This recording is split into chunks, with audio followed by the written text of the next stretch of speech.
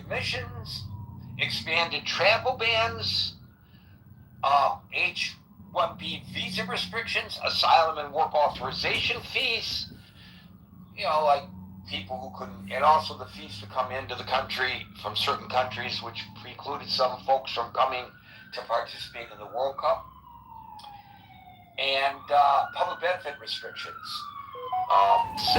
The government did strict benefit eligibilities that block immigrant families from accessing certain health, nutrition, or taxpayer subsidized assistance of other natures.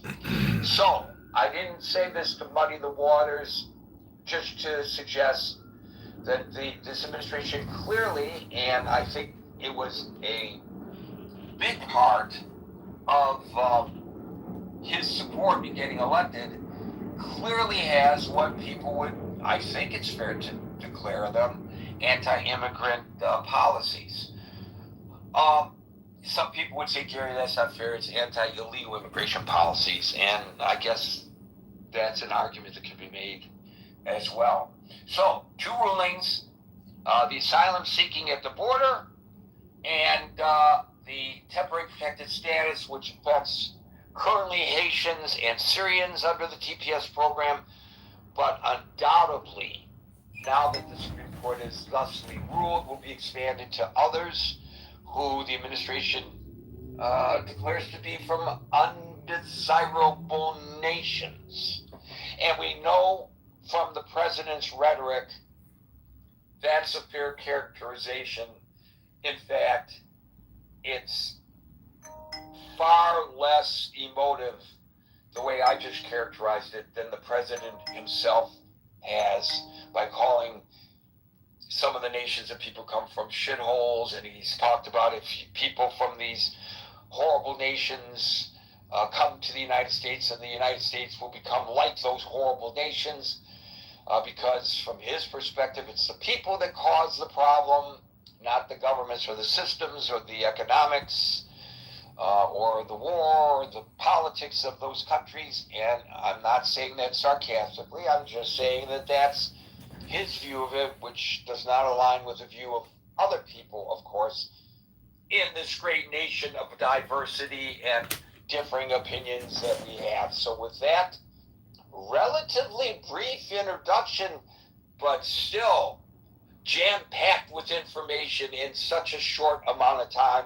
I might say, I will now turn it over to you. I will start calling people in the order in which I see them, and today that order begins with Scott, followed by Marshall. Well, Gary, I don't know that I have a lot to say that's not covered in your beautiful salvo and whatnot. I think a couple things. Actually, Gary, can you come back to me, because my microphone stand just broke. Oh my God! But if you were working where I work and your microphone stand broke, you would have to find a way to stay on the air. Yeah, I know. It didn't break, but I have to re-screw it in. So why don't you go to Marshall and come back to me? All right. I'm going to screw this in. I'm going to have to teach you how to keep on keeping on. Exactly. It's a little heavy. I need to do more curls. We have had people on the air reading an hour's worth of news from the screen, and suddenly everything on the screen disappears. They have nothing in front of them, and yet they, pardon me to use this term, but I think it's appropriate now since we are segueing to the next caller, they marshal on. Marshall, back to Scott after. Hey, Gary. I don't have a ton to say. The decisions kind of speak for themselves. Temporary means temporary, so there's them when the executive chooses at the executive's discretion. I was talking to my little brother because his girlfriend works on the immigration committee in the House. And he says the one where they arrived in the country before everyone seems to be a little bit mad about it, which I guess is a good thing because not everybody got what they wanted. But those are my essential 2 takes on it. Temporary means temporary, and it's a little silly to say that you've arrived in the country when you're on the other side of the border. So I think there are two aspects to this, and I almost anticipated what you were going to say because we have discussed this in the past. So on one hand, there are the legalities of it. It is temporary protected status, and people, you are correct, should not anticipate that if they are brought into the country under the TPS, that guarantees that they can stay here forever. That's right. It is temporary. It's called temporary.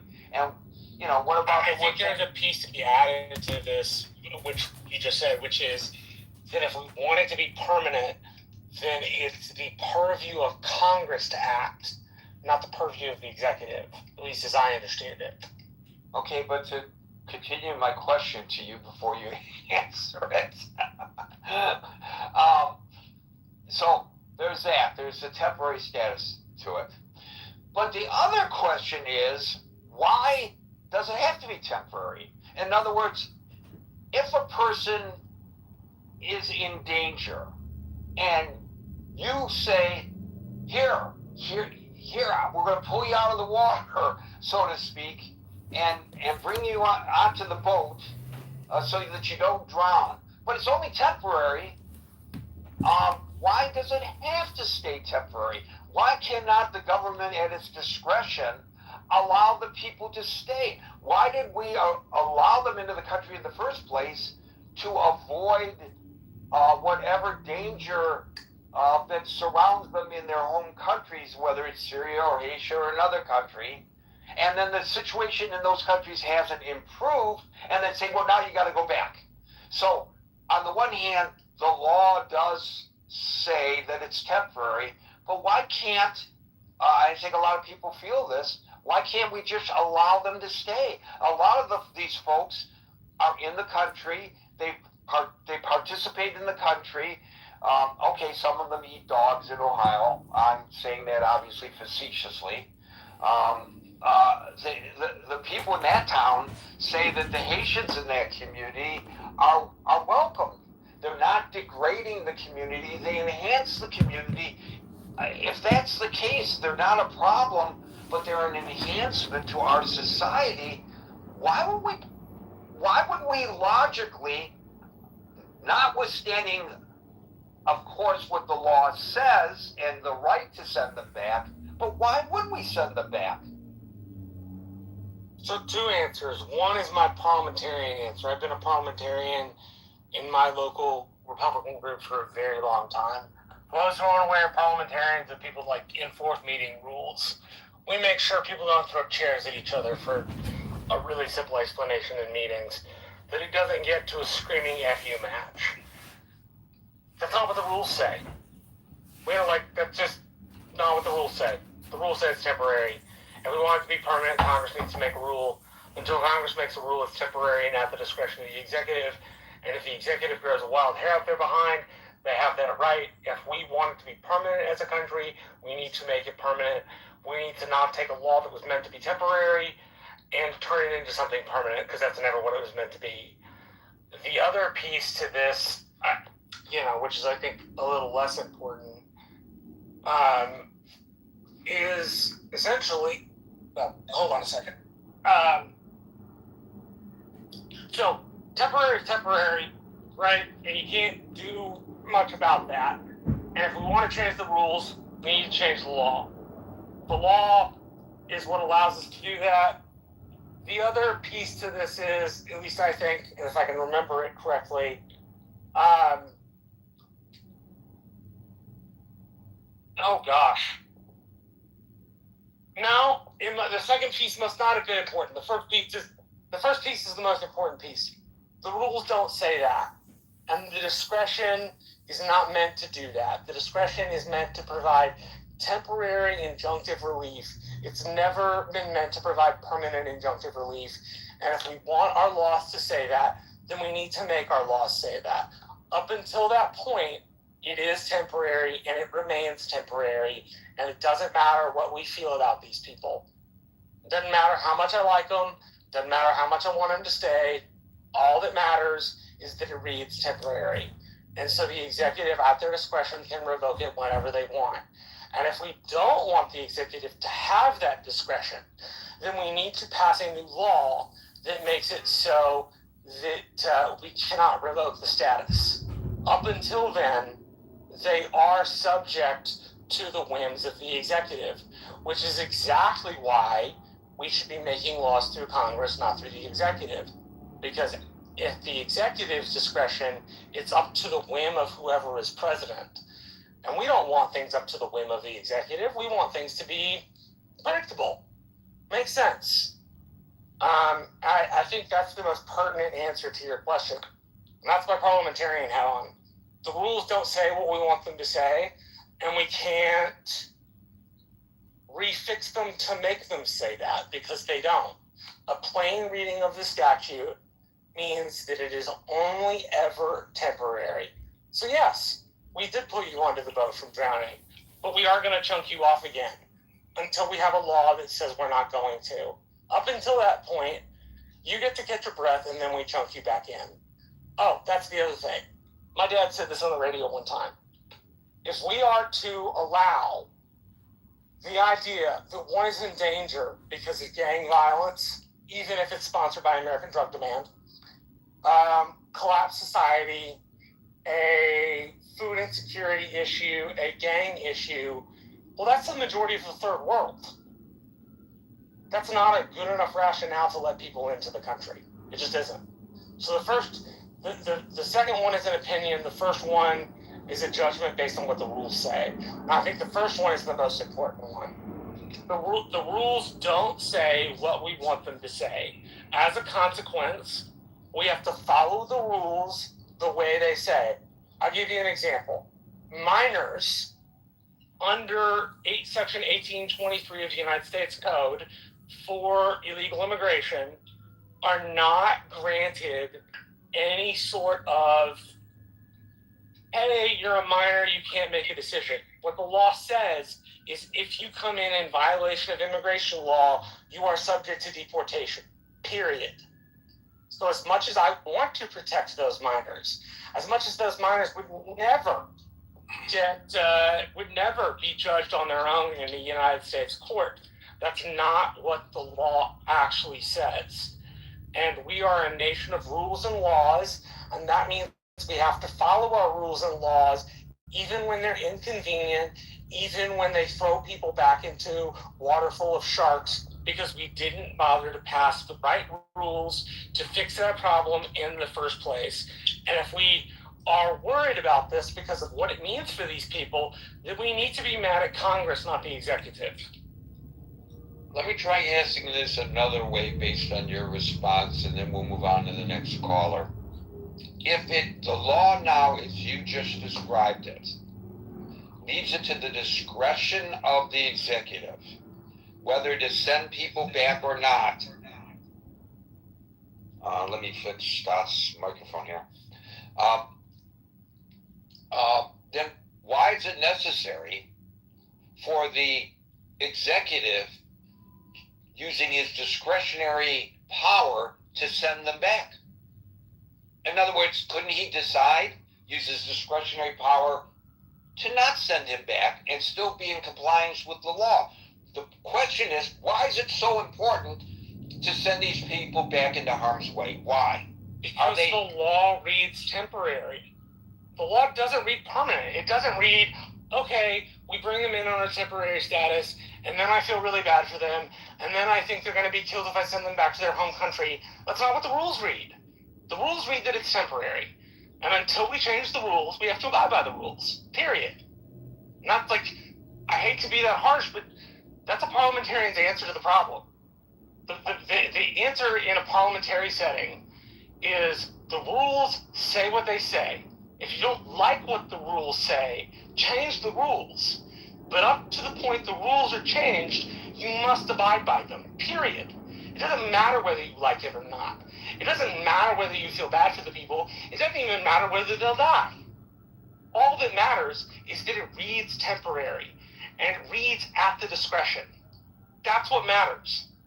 We can't take a law that was intended by Congress in its writing to only ever be meant for temporary injunctive relief and make it permanent, because if we send them back, they'll die. Again, if we take people from the third world like that, we're taking most people from the third world because that's the status of the third world. It's unsafe. It's filled with gangs. It's filled with drug demand. It's filled with violence. It's filled with poverty and food insecurity.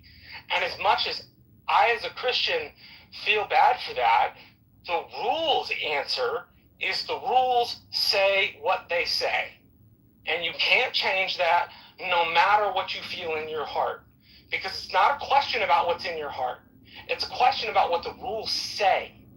And if we're committed, which I think you can make a serious argument that the Trump administration is not committed seriously to the rule of law, that if you argue that you are committed to the rule of law, then you have no other option but to see it as temporary. Well, that's not true. You used the term discretion. You said it's through the discretion of the president. The discretion of the executive, yes. And I suppose if you meant to violate Congress's intent, you could make it permanent. But it was never meant to be permanent. It's the reason it reads temporary. It's momentary. And again, if we are to accept everybody who has a gang problem or a violence problem or a food insecurity problem or I'm not going to be alive because people don't like me problem, then we accept the majority of the third world into our country. And while I'm happy to have most of those people, because I'm sure they're great people, that's not a good enough rationale to let people in. It also would mean we'd be letting every Tom, Dick, and Harry in the entire world. And that's not acceptable either. Well, nobody's talking about letting everybody in. We're talking about the people who have been allowed. No, I get that. But what I'm saying is to qualify for TPS, it's not like qualifying for asylum or refugee status. Asylum and refugee status depend on political and religious persecution. Temporary protected status depends upon the environment in which you're in. So while I would prefer that the discretion of the executive be used to only send them back when they're safe, that's not how the law reads. It's at the discretion, which means if you have somebody like Biden, surely they could stretch it out into something that Congress never intended. But you could also have Trump, who shortens it to something Congress never intended, right? There's got to be a Goldilocks zone somewhere in there. But the rules are the rules are the rules. And no matter how we feel about these people, if it's a question of rules, then you have to follow them. Well, if it's a question of rules, and you're arguing the intent of the Congress is that they could only stay here for a finite period of time. Yes, Why because the statute wouldn't have read temporary Can I ask otherwise. a question? Can I ask a question? You always jump on my question. You are hurting yourself because you're not giving yourself the opportunity to respond to what I'm asking you. So if that in fact is the intent of the Congress, why did they allow the loopholes, so to speak? Because the rules also allow for the president to indefinitely renew TPS. A president can repeatedly renew a country's TPS designation for decades if the president feels that the country remains unsafe. And by the way, even if the TPS is terminated, a president can use deferred enforcement departure, DED, orders, which doesn't grant a legal status, but it orders the immigration authorities to administratively delay deportations for a specific group of people. So if the rules are the rules are the rules, and the rules allow for what you acknowledge are the discretionary, is the discretion of the executive, my initial question to you is not what does the TPS say? The question I have for you is why should they not be allowed to stay if, in fact, under the law, the president has the right to decree that they stay? Why is it so important to deport them? It doesn't read temporary. not permanent. Okay. Same response. Same response, and that's a fair response. If the personality of the executive is to be more forgiving, well then guess what? You get a more forgiving version of TPS. If the personality of the executive I understand that, Marshall, but again, and this happens with you and me a lot, and I don't know why.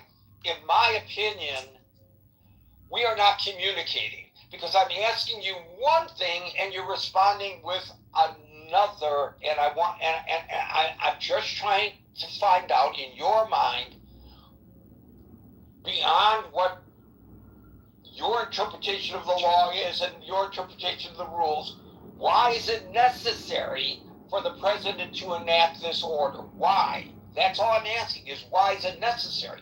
You're responding, well, the law says this. But I want to know, why is the president in your mind? Because his personality says he doesn't want to allow it anymore. So it's his personality, not good policy for the nation necessarily. Yes, and that's the problem with the status. That's the problem in the first place. It depends on the personality of the person in the office. If you have somebody like Joe Biden, the personality is not to do that. If you have somebody like Donald Trump, the personality is to do that. And the only way to stop that is to have Congress make a law that takes the discretion away. I get that, Marshall, and I'm not arguing that point with you. I'm trying to understand the justification, not the personality. The justification is because he can. Because the statute says he can. He doesn't need a greater justification other than that. He doesn't need to have a better reason. Because he can. That's the reason. Okay, thank you, Marshall. We'll go to Scott, followed by Alan. I'm not sure my questions were answered, but I can say that Marshall did fully articulate his position on it nonetheless. Scott. Well, Gary, my stand is fixed. My boom arm is If your booming. stand is fixed, Scott, then you must take a stand. Exactly. Yeah, look, I mean, I think on one level, right, elections have consequences, and this is the consequence of the 2024 election. I mean, the number two issue, according to most exit polls, was immigration. Number one was the economy, which most people, I think, rightly interpret as prices and inflation, not necessarily their 401ks and things like that, but the economic turmoil people felt at the kitchen table. Yeah, so I think, I mean, largely, I mean, I don't know that I have, I mean, that was an interesting exchange you and Marshall had. It's interesting that in the past, this idea of arrival, right, is interesting, right? I think Alito said that if someone's at your front door, they haven't entered your home, right? And so this understanding of what arrival in the country means, and you know, Trump took this idea of arriving quite literally, with the idea that if you're at a point of entry on the other side of the border, that's not arriving in. Obama and Biden, by the way, those administrations also stopped asylum seekers at points, but not to this degree that Trump is. And they read the law with a little more flexibility, it seems. So here's a Washington Post article I just wanted to read from for a second. I'm trying to figure out who wrote this. Let me look at who wrote this. This is by this is written by Amber Phillips. This is her analysis. And Amber Phillips said that a group of migrants suing say they had a right to apply for asylum even if they were blocked by border agents from physically reaching U.S. soil. The conservatives on the court agreed with the Trump administration's literal reading of the law, while the liberals dissented, saying it ignores the history and context of the country's asylum laws, which were set up in the wake of the United States turning away some Jewish migrants escaping the Holocaust.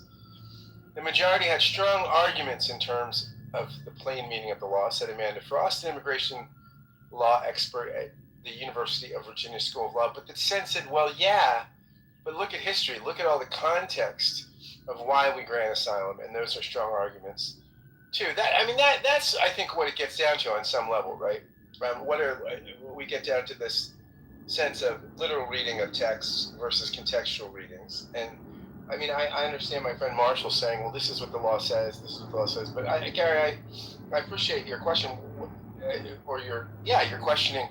It doesn't really hurt. I mean, why the urgency to get these people out now, right? Is it just slavish interpretation of the law? We have discretionary application of the law all the time, right? And this is part of why we do elect people. We elect people for judgment and discretion.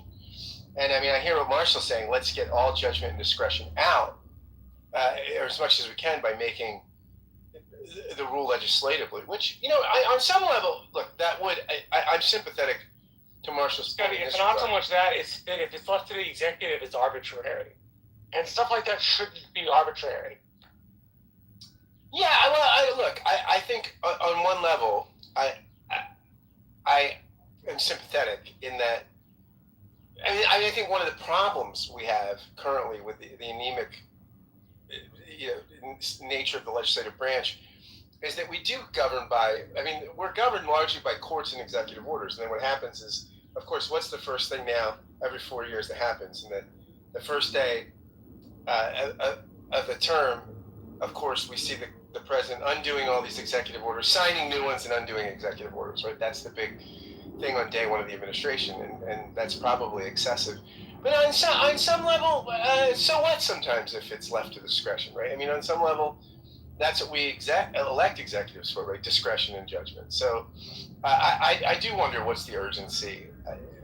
I'm sympathetic to Gary's question. The other thing is, practically at a big picture level, I mean, I know the Trump administration wants to limit immigration, legal and illegal. I mean, I think it's both forms that the administration wants to limit. What will we do economically? There's only one country in the West that has a replacement birth rate. One in the industrialized, modern world. That's Israel. And I think some of that is largely because of the amount of kids the Orthodox have. But basically, we don't have a replacement birth rate, right? And when we don't have a replacement birth rate, how are you going to get the tax base to fund retirements and Medicare and things like this? How will we be functional? So, I mean, that's the question ultimately we have to answer. How will we economically survive if we don't have enough people to make the economy function? And I think we, along with lots of Western nations, are in this problem. Once you get affluent, your birth rate goes down. So, and a big picture question, if we limit immigration too severely, how will we function and pay our bills? Those are my questions. Thanks. Well, it's interesting that you started with talking about the economy was really the first and immigration the second issue that got Donald Trump elected, and then you come back to the question of the economy and the birth rate. Because I recall the argument being made by the president where he suggested that the immigrants here in the United States are taking jobs away from American citizens. In other words, he took the first issue and he married it to the second. And I just was wondering your thoughts about that. I mean, is it maybe better for the American people to remove immigrants by whatever means possible from our country because they're taking good paying jobs away from American citizens, as the president has argued? Well, look, I mean, I don't think that's the case. I mean, we've seen over the first year of the administration, some massive and aggressive deportations. Of course, the aggressive actions of ICE, which most Americans weren't sympathetic to, or weren't supportive of. But, remember the stories we were talking about when ICE was most aggressive, where in places like in California, crops were dying on the vine, that there were problems, that the deportations didn't suddenly mean Americans were doing all these jobs, right? I mean, I think natural-born citizens. I don't think that's a one-to-one correlation, right? I think there are a lot of jobs Americans just don't want to do and are unwilling, unable to do. And so, no, I don't think what's going to happen is now all of a sudden the deportations are going to create all these American jobs. I don't think that's happening at all, any more than the tariffs are creating this massive manufacturing surge in the country. It's just not happening. According to Fortune magazine, no empirical economic data and academic studies indicate mass deportations have created jobs for American workers. Instead, according to Fortune magazine, they have reduced overall employment and cost U.S.-born citizens jobs. Now that sounds kind of counterintuitive. Here's what Fortune says. While the Trump administration has argued that deportation protect native-born workers by freeing up positions, major economic research reveals a different reality. A University of Colorado Boulder study found that enforcement actions actually reduced employment for male American-born workers without a college degree by 1.3% across key industries. Similarly, a Brookings Institution report calculated that ICE operations have cost the United States economy over 668,000 jobs, up to 297,000 of which were held by U.S.-born workers. Now, this sounds farcical.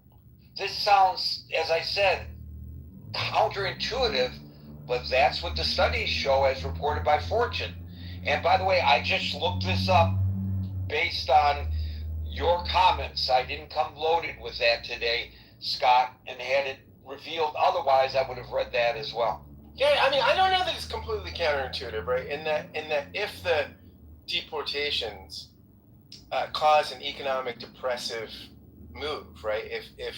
If companies are less functional, have less revenue because they have less employees because they're less viable, and I mean, I can see how that costs jobs and things, right? It's a sort of meta-economic trend, right? That this move of the mass deportations has a deleterious effect on the economy, right? Which when the economy slows, you do lose jobs and things like that. It makes some sense to me as you read. Thank you, Scott. Let's go to Alan, followed by Steve. Which Alan? Me, Gary? If your name is Alan. Well, last time I was confused because I couldn't see this app. It's not cooperating. I wasn't seeing the other Alan, so I jumped on the mic. Well, I'm an immigrant. Maybe you guys not gonna want to hear my point of view because immigration totally changed. This is not the way it used to be. Maybe we have too many laws, so I don't know how it is, but I'll pass it on to you. Your wish came true, Gary. I heard the ding of the door, and as I always say, Alan, as much as we appreciate your contributions, we want you to be able to be successful in business, and that comes first. Folks, as I move on to Steve and followed by William, you will note there are no other hands up. This is going to be an extremely short gathering unless more people raise their hands. And I really thought that more people would have something to say about this one, frankly. Steve, followed by... Hey, Gary, how's it going? I am good. How are things in West Virginia? Well, they're all right. I'm recovering from surgery, so... Oh, I'm sorry to hear that. I hope you're well now. Yeah, I had it done yesterday, but everything seems to be progressing pretty good. See, this is a guy who knows that his contributions to this forum are so important that he gets out of the hospital, and what's the first thing he does? He jumps up on the stage at the Critical Thinking Forum. People can learn from Steve's example. I hope you're well. It's called dedication. Dedication. Better dedication than dead. Well, that's a good way to start. Gary, I think with this issue, I think it's multifaceted, actually. And I think we can begin with one thing that should be common sense. And I think we stray from that a little bit. And the common sense part of this is immigration in whatever form it comes in should be for the betterment of the country that's receiving immigrants. It shouldn't just be a wild oscillation to pick your pick your poison on what you're going to base it on today, or let's open the borders and let everybody and his brother run in. It creates confusion. And I think the beginning of the Biden administration can kind of like be correlated to what we're seeing now. We had such a uncontrolled influx of people coming in that I think that 2024 was a reaction to that. I think part of Trump's policies are a reaction to that. Now, you know, what Marshall was talking about, I think has validity. You know, you cannot import people and allow anyone from any place on the earth to just be dropped off in the United States and say, go ahead and have at it. Oh, and the town in Ohio that you said that the people was happy with, you might want to go look at see some of those people that actually live there and listen to the interviews that they give. The ones I've seen weren't so happy, Gary, about what was going on in their town. They talked about housing being shot up, the rent, they couldn't rent places. They talked about people not being able to drive correctly on American roads. The mayhem that they described was not happy, in my opinion. But anyway, that's a side issue. But, you know, like I say, I think the first thing you have to do is get some kind of organized control. And, you know, asylum seekers, I was just looking this up. People that present for asylum, when they finally get to court, what's the rejection rate of the asylum claims? Well, the estimate's anywhere from 80 to 93%. What does that tell you? Our asylum system is being abused. So we got a multitude of problems in immigration. We got reaction and we got counter reaction to the policies, but there's no sanity in it. And, you know, Marshall articulated this well. There's trouble all over the world. Are we just going to import anyone that says they got trouble in their country? Look at what happened just, I think it was this week or last week. The British government, after years of hiding this, finally released a detailed document onto these gang rape gangs in Britain. And they're talking thousands of women that was abused and raped by organized gangs from immigrants that come from the outside the country and thought it was just fine and dandy to go ahead and do these local girls this way. Now, obviously, you had a culture clash there of some kind. There had to be.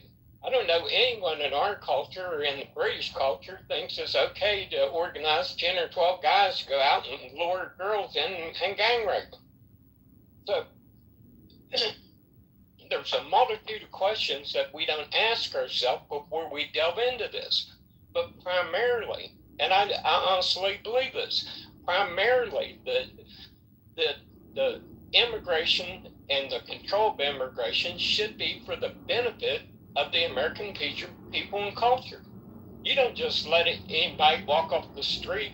Hey, there's Joe the drug addict. Come on in, Joe. You can hang out for a while, eat out in my kitchen, and sleep upstairs. No reasonable person would do that. You have it. There's a reason you protect your front door from things that can come in there for the benefit of your household. Well, country's no different. You got to have some kind of controls, and you got to have some kind of way to screen people to make sure they're not going to come into your country, they're not going to wreak mayhem, and they're not going to assimilate into the culture. And until you have that reasoned view of this problem, it's going to continue to oscillate. And that's my take on it. So one point that you made, I find interesting. You said that 90% of the people, or greater than 90%, who apply for asylum are denied, and that's an indication that it's an abuse of the system.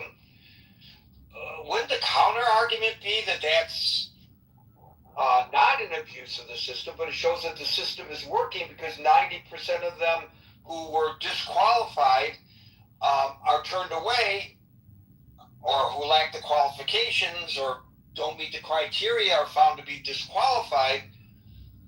Wouldn't it be, if it had been 90% of them that were admitted, would that be could the argument be made that that's an abuse of the system, that everybody's being brought in no matter what? I think you're mixing something up there, Gary. Probably we're here the first time, by the way.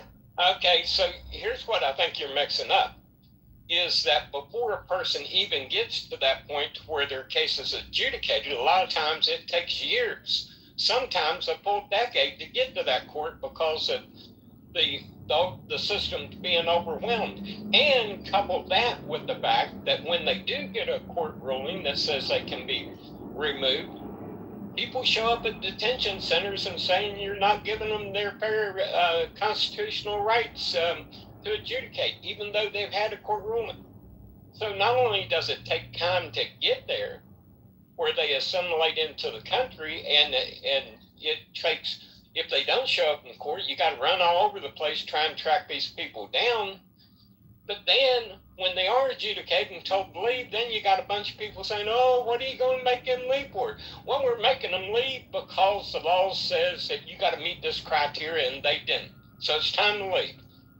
And that's the problem. We can't agree on even the basic, simple application of law. If someone's not supposed to be here, leave. If they've been given the day in court, leave. Don't go out there and fight for someone to break your laws and say it's okay just because you don't like it. Like Marshall said, if you don't like the law, rewrite the law. But if the law's there and it needs to be enforced, enforce it. But at the heart of this, that no one seems to ever talk about, and I don't understand why, because you can see the deleterious effects in Ireland, in Britain. You can see these no-go zones in France. Germany's having problems. Not everything assimilates good and is beneficial for a country. So you need to be cognizant about what you are doing. Immigration should enhance a country. It shouldn't degrade it. And I'll leave it there. So well, you brought up Europe twice now. Why do you reckon it's so much more a problem in Europe as compared to the United States? And if it's not as big a problem in the United States, why are we so worried about it?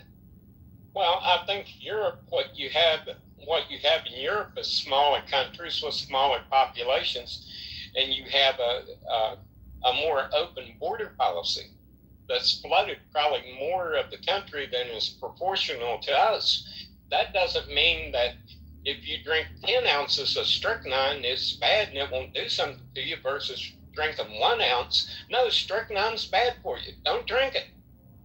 So if you have a policy that is detrimental, don't do it. It's like taking poison. Yeah, 10 ounces is probably going to kill you, but ounce might put you in the hospital. But why in the world do you want to go to the hospital? Because you're deluded and delusional. That's all I can say. Thank you, Steve. We'll go to William, followed by Just. Hey, everybody. My preliminary look at this opinion, and I didn't read the opinion in great detail, but this is more about, it's not about the merits of immigration, and I think that justices are less concerned about immigration law and who gets to come and who gets to leave. They're more concerned about the expansion of executive power. And the justices have the power to expand executive power and, for the time being, contract the power of the lower courts to make decisions contrary to whatever the president decrees. And that will stand until the Supreme Court gets around to deciding that they want to expand judicial power, and they'll do so when they want, because the court, they're in there for life, and the majority can do what it wants. So a lot of the speakers before me were talking about, well, yeah, we have to rely upon the legislature, and there are no other ways to deal with what the Supreme Court decides, because rules are the rules. So there are other remedies, and one other remedy that is provided within the Constitution if the Supreme Court just is no longer concerned, if the people feel that the Supreme Court is no longer really concerned about justice in cases, and they're more concerned about manipulation of executive power or judicial power, the people have the power to impeach the Supreme Court justices themselves. And that's within the Constitution. That's within the rules. Has that ever So- happened in U.S. history? Yeah, well, there have been Supreme Court justices, and I haven't prepared a historical treatise, but there have been Supreme Court There justices was impeached one in the past. either pre-bellum or post-bellum. They used Premenstrual or it as an example. postmenstrual, I don't care. It doesn't matter. No. because I just mean that. I just mean there's one for your example. That's all I'm saying. I don't have it. I didn't come with a treatise prepared to argue the history of Supreme Court impeachments. You probably know that there have been Supreme Court impeachments in the past, and there's also been Supreme Court justices who have resigned based upon the threat of impeachment in the past. But one of the things that you were arguing was there's no remedy except to wait for a spineless Congress to go ahead and pass laws to fix immigration or fix this or fix that.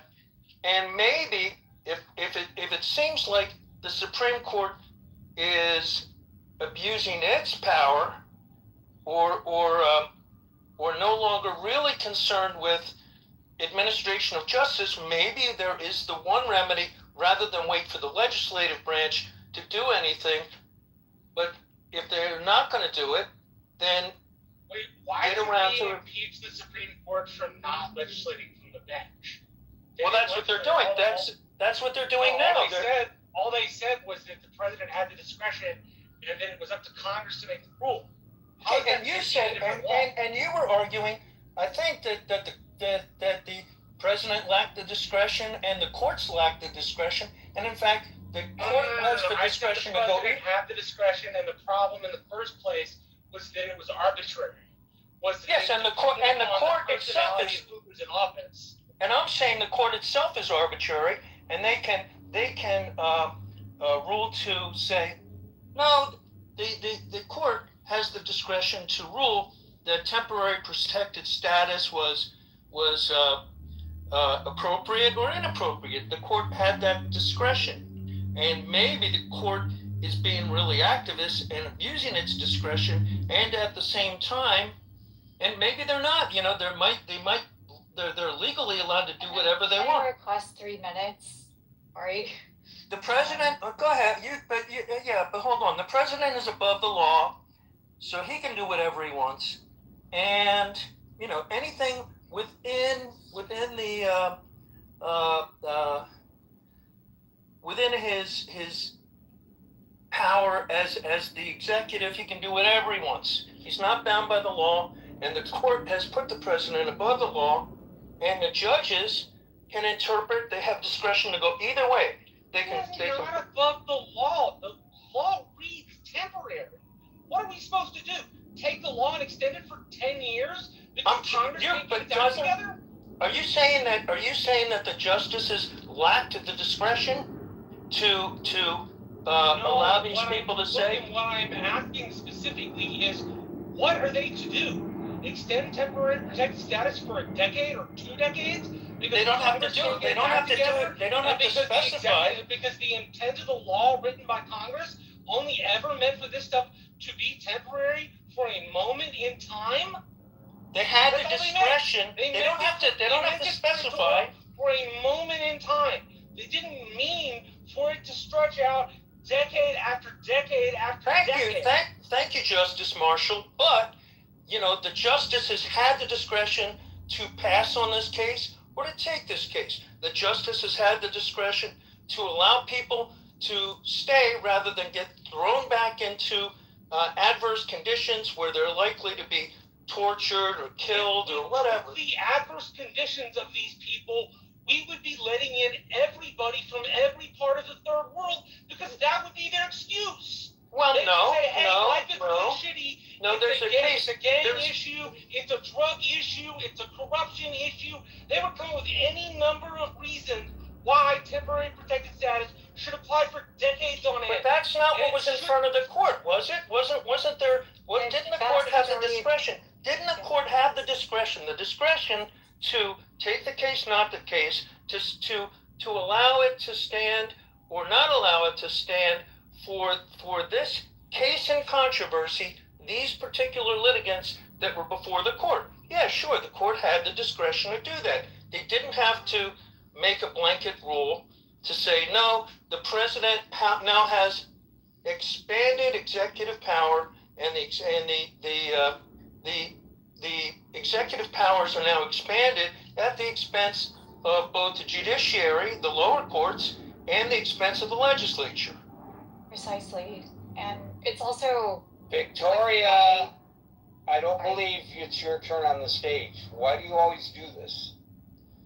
You know the rule. It's not like you're new to the room. Okay. Please do not interrupt. okay. Thank you. William, continue.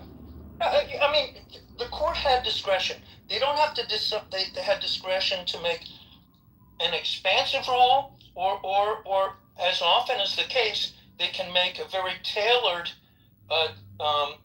decision, tailoring it to an individual case so as not to disrupt the rules about temporary protected status. They didn't have to go this way, but they chose to do so. And it wasn't mandatory upon the court. Temporary protected status has been being used by executives as a permanent thing because Congress won't make rules. The court had the discretion. It's being used in a way to continue decade after decade after decade. When it was All right, so never you're the intent of arguing- Congress when they made the law to begin with. So then you're arguing that this court should be an activist court. You're arguing in favor of an activist court to legislate from the bench in place of Congress and not to just let the temporary protected status stay. There. Is there a time limit? in the Victoria, law? stop. No, there isn't. She knows how the room is run. Let me just ask this question. As I understand the rule allows the president to, because he ordered the rescinding of the extension of the temporary protective status had been given to Haitians and Syrians by the previous administration. So he rescinded what had been given by the previous administration. The plaintiffs argued in general he didn't have the right to do that. The court said, yes, the president has the right to do that. So in fact, does this not, by extension, give future presidents the right to extend temporary protective status indefinitely at least through their term of office if they want to? In other words, the court actually has enhanced the ability of the executive to make this determination absent any action by the Congress. So it could work both ways. Absolutely. The argument that, well, it's what part of temporary do we not understand? But it doesn't matter because the next president could suggest, well, it doesn't matter if it has temporary status.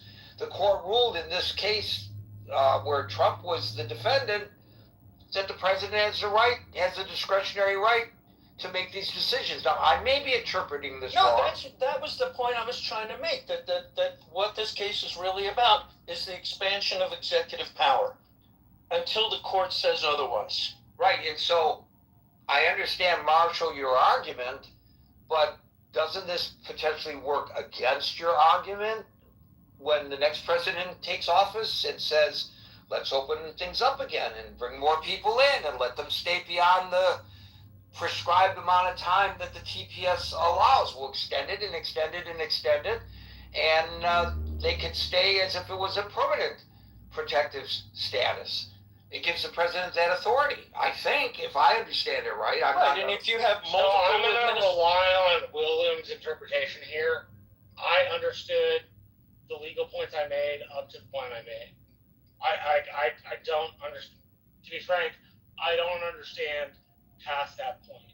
I understood what I said, or I wouldn't have said it. So if William, is your interpretation that this gives the executive the discretion to go either way? Yes, and it expands. I'm going to rely on Williams' interpretation. No, and Marshall, I don't disagree with your saying if this was strictly about the merits of immigration or not immigration, this case could go either way. And they do have discretion to go either way. But I think that the underlying issue in this case, the one that's going to have greater consequence for a longer period of time, is the expansion of executive power, the expansion of the unitary executive. And if that is what we go with as a country, then if you have a Democratic president or some other species of party president, and the parties morph and change, you can have expanded executive power that goes on for a long time, that goes contrary to what the legislature says or contrary to what the court says. If they say no, the court is restricted in their own power to do things. Thank you, William. Yeah, I think that helps clear things up because a precedent has been set, is what I am basically suggesting here. Before I get to Dr. He, I just want to explain to those who are unfamiliar with how this room works and who may be a little confused about a little sidebar interaction that just occurred a few moments ago. We speak one at a time on the stage, and people have to wait until I call them before they can speak, with the exception of myself or a moderator such as Marshall. We are allowed to jump in, but other folks are not allowed to jump in, and that's just the way we roll, and that's why we had that little interaction with a person who has a propensity to interrupt no matter what the discussion. Doctor, followed by David. Hello, Gary. Nice to hear your voice. No, it's nicer to hear yours. Yes, and Europe is going through really very hot heat wave, and I hope we survive. Okay, as far as I understand, in most of the countries, please correct me if I'm wrong with respect to my understanding about the law and the courts. Incidentally, my brother would be in a week or two. He will be one of the High Court justices in India. So through him, I have learned a few things. One is the courts are the places where you can go and then get the conflicts clarified, or conflicts to be sort of somehow resolved. So the courts are supposed to interpret the law, and based on the interpretation of the law, they have to decide on the government's action, the individuals, whatever that is, that comes to them. And at some point, you have to accept what courts say, because you go to, at least in Indian context, you go to High Court, and then you go to Supreme Court single judge, Supreme Court 3-judge bench, 5-judge, and then in most of the very highly contentious constitutional cases, it goes to 13-judge bench. After that, you cannot do much, unless otherwise all the politicians, they decide, and then they enact an amendment to the law, or they change the law. So now the court, with respect to this issue, has every right to interpret within their wisdom. So you can always contest their wisdom is not enough, but that's what you can. You have the right to say that, and that's it. You cannot criticize an individually and any judge in that sense. At least most of the places in the world. So this is one part that I wanted to share. The second part is about the immigration itself. I heard a good amount of heated interactions and other things. So I am seeing what is happening in Europe, and in some cases it is really scary because they apply the immigration opportunities, they use the immigration opportunities left and right without really taking care of what if cases. So what if cases is that yes, immigration helps, but if it is controlled. Anything in this world, according to me, if things work within a proper boundaries, then things will work well. But when you don't have the boundaries, it is human nature to exploit as much as possible individualistically. And that's what is going to happen if you don't have the control. So this is where I support the Supreme Court and Trump's rules or whatever that he's trying to implement. And this is what you can expect when something is pulled in one direction. It is the nature of the society, nature of the humankind to pull in the other direction, almost with equal force or maybe even with higher force. And this churning always, it keeps on happening. This churning happens almost all the time in every part of the world. Second thing that I wanted to say is that yes, you admitted some people because, for example, in the case of Syria, there was a lot of unrest. You wanted to be helpful, humane, so you admit it. But that cannot be perpetual. If US doesn't want them, US has every right to push them back. And if a president takes that path, I think it is definitely not wrong.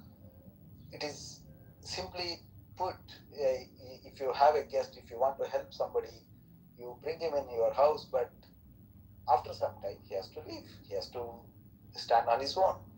And fine, till the rain is there, fine, you may, if it is storm, 3 days, 4 days, keep him in your house, I agree, but afterwards, I don't think you are obliged to do it.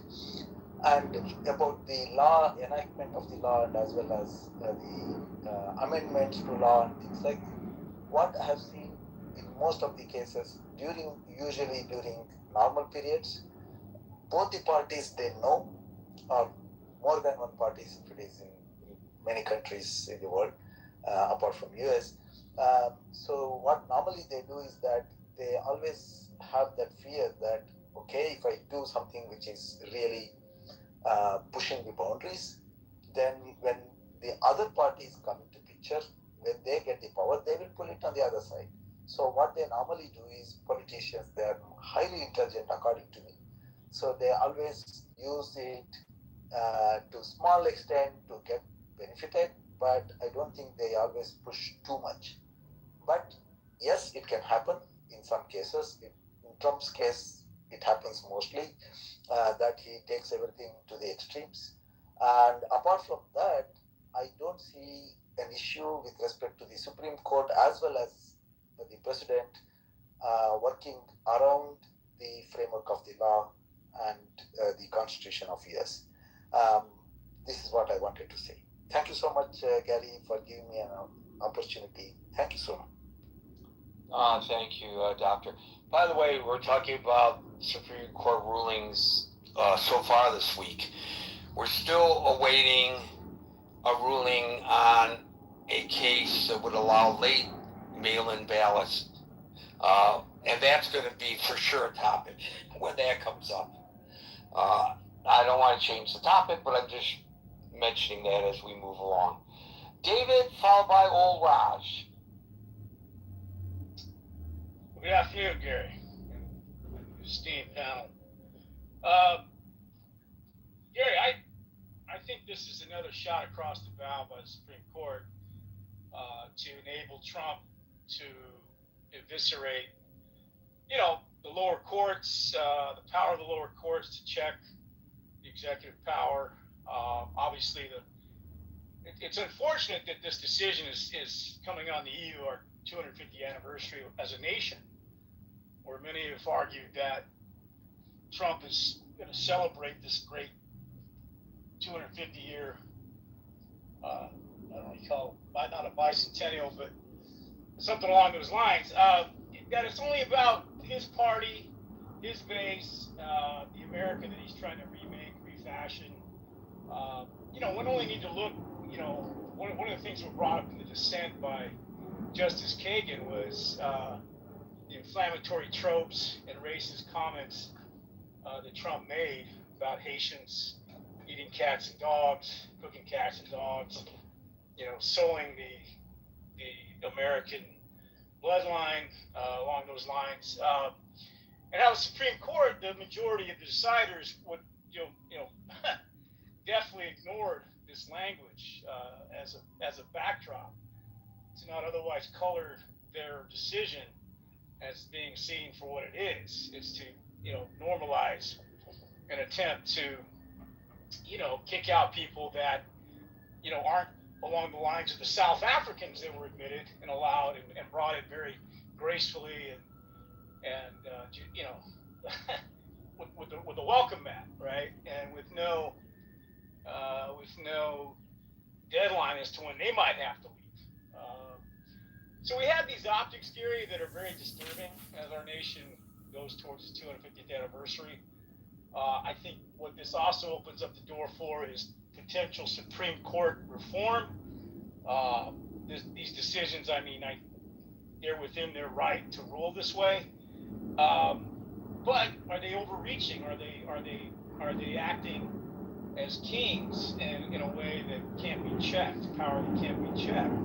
Are they acting as kings, or are they right-leaning and people don't like the fact they're right-leaning? Well, Marshall, because the rankless court sided 6-3 with Clinton most of the time, and the Warren court sided with LBJ a whole bunch of the time.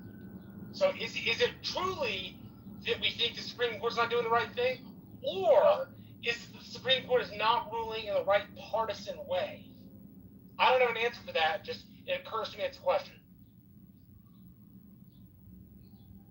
But we're allowing 6 justices to use language and interpretation to upend and to throw into chaos this TPS, to temporary protective status, for 1.3 million people who have tried to carve out David, that's not my point. My point is the argument of expansion of the court is often made by people on the other side of the aisle.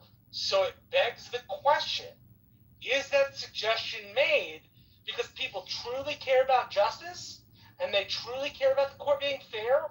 Or is it being made because the court is deciding things the left-hand side of the aisle doesn't like?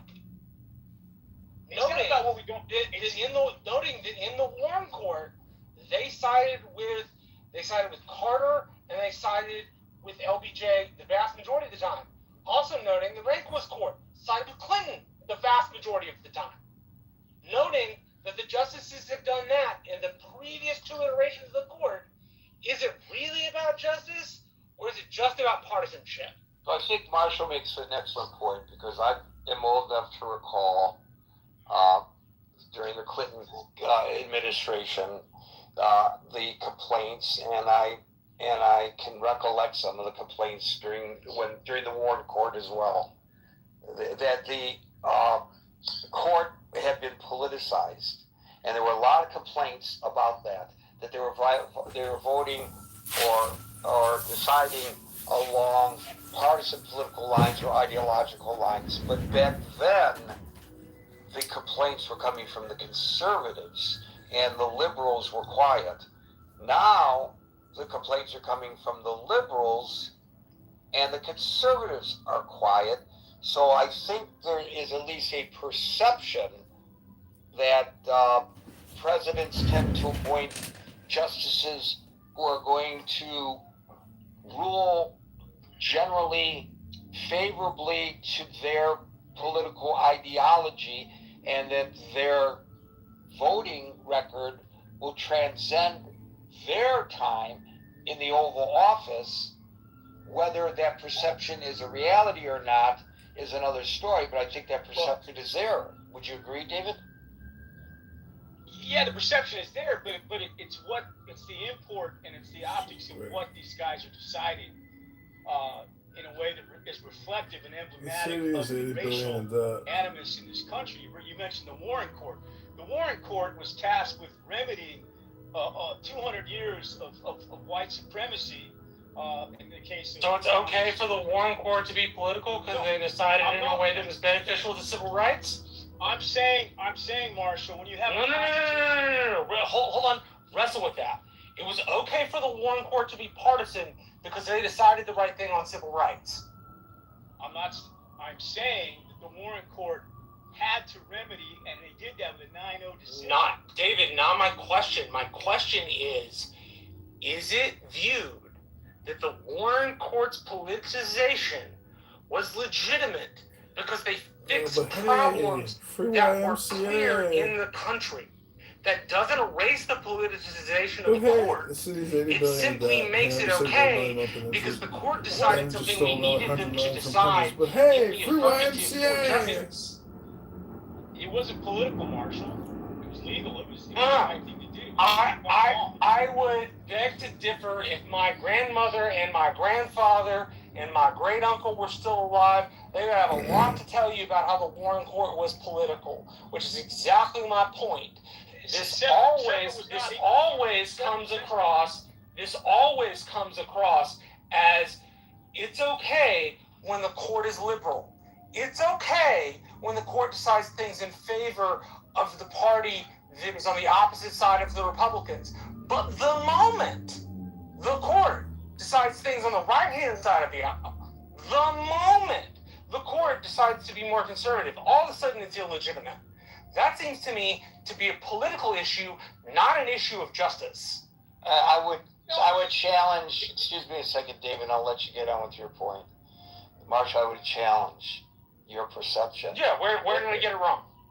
Okay, I would challenge your perception that it's only complained about when it's a conservative court. As I just mentioned, when it was a liberal court, there was a lot of screaming and hollering by the conservatives. Yes, sir. Right. So, yes, sir. So I just don't want to leave the audience with the impression that the only time people complain about it is when it's a conservative not court. at all. It's definitely been on both sides of the aisle. In the same way that the Electoral College is supported by the Republicans today and denigrated by the Democrats today, but was denigrated by the Republicans in the 1970s and supported by the Democrats at that point. Absolutely, you're 100% right. So I just want to help David here a little bit through your objections. And David, please, if I'm misrepresenting this, please correct me. But my understanding is what David is suggesting is that what's happening now transcends simple political ideology, because a previous court corrected wrongs in our society, but those wrongs that were corrected are now, in other words, the rights that were given to people, which they should have had anyway.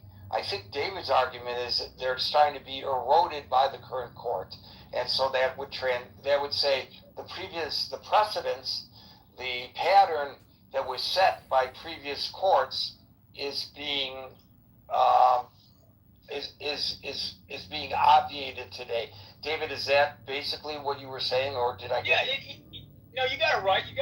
And it's not just court decisions. It's the 14th Amendment of the Constitution, which was obviously enacted to remedy the way race was used in this country to decide who was a citizen and not a citizen. So here we are having a reactionary right-wing court basically say, hey, look, man, we're going to give you the right to just decide if you don't like these people, then you can remedy it with your policy of sending them back or upending their rights to be here.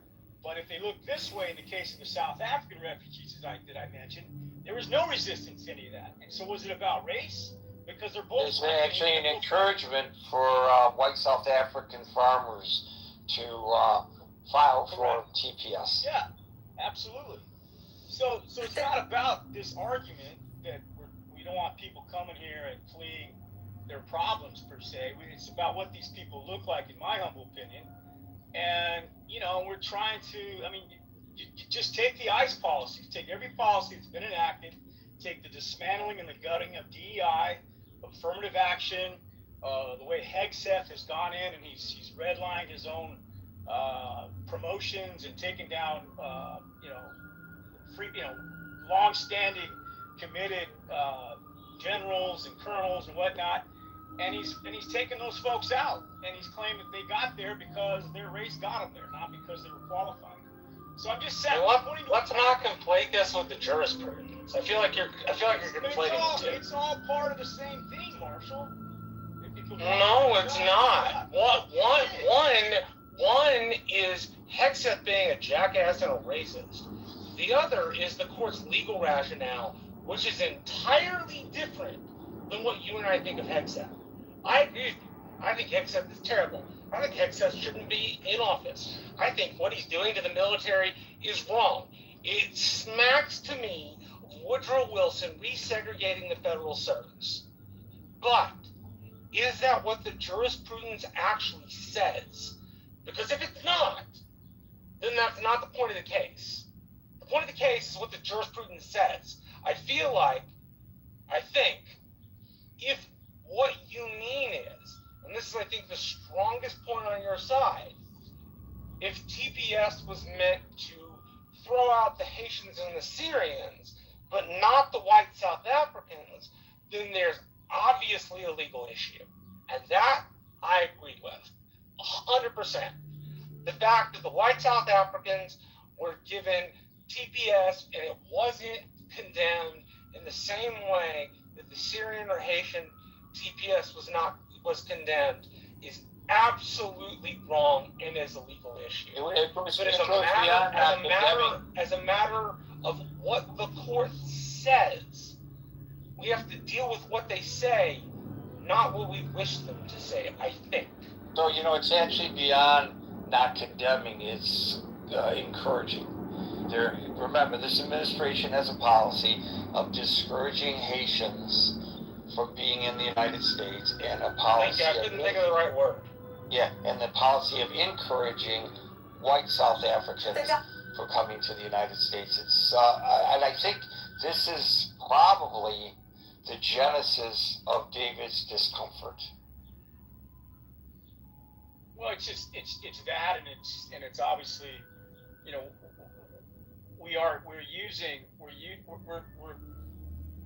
it's heavy-handed, and it smacks of a policy that's not looking at the humanitarian side of this. Okay, there's an easier way, not an easier way, but there's a better way to address this rather than throwing 1.3 million people into legal limbo from countries. I mean, I don't know how many of you have been to Haiti or not, but it's I haven't been there either, but I have a buddy that did 10 medical missions to Haiti, and he's risked his life many times to go over there. And he said, Dave, man, these people are, I mean, they're fighting by the skin of their teeth trying to survive here. And it's unfortunate because Haiti was one of the first revolutions to beat back slavery under Toussaint Overture against the French, and they were in line with our revolution, except they were.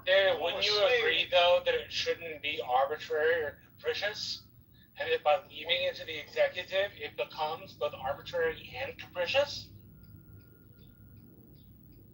Because I say this because it depends on who's in office.